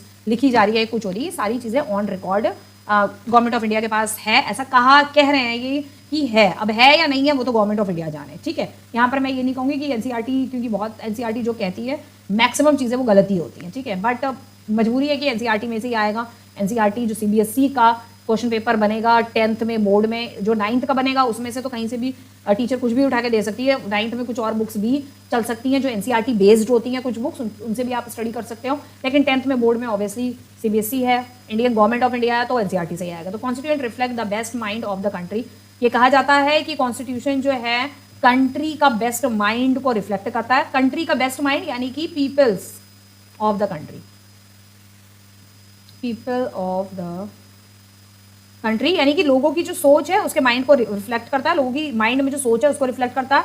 its member representative mini India, और कॉन्स्टिट्यूएंट असेंबली में जितने भी मेंबर्स हैं वो इतने different caste, class, religion, geographical backgrounds, इतनी अलग अलग जगहों से आए हैं। इवन एंग्लो इंडियन पीपल्स भी हैं, क्योंकि एंग्लो इंडियन पीपल्स वहाँ उस टाइम पर 1946 पे ब्रिटिशर्स जा चुके थे, 47 में, ठीक है, देश आज़ाद हो चुका था, 46 से कॉन्स्टिट्यूएंट असेंबली बनना शुरू हो गई थी। तो कुछ कई ऐसे क्रिश्चियंस थे जो ब्रिटिशर्स थे, जो इंडिया में रहना पसंद कर रहे थे, इंडिया में रहना चाहते थे। कास्ट, कलर, क्रीड, ठीक है, और रिलीजन और एंग्लो इंडियन जो थे वो भी कॉन्स्टिट्यूएंट असेंबली के रिप्रेजेंटेटिव रहे हैं, और आज भी हैं, एंग्लो इंडियन रिप्रेजेंटेटिव आज भी हैं, ठीक है। सो इसलिए कॉन्स्टिट्यूएंट असेंबली को जो है वो मिनी इंडिया कहा जाता था। Every clause was debated before arriving at consensus. It is the longest written constitution.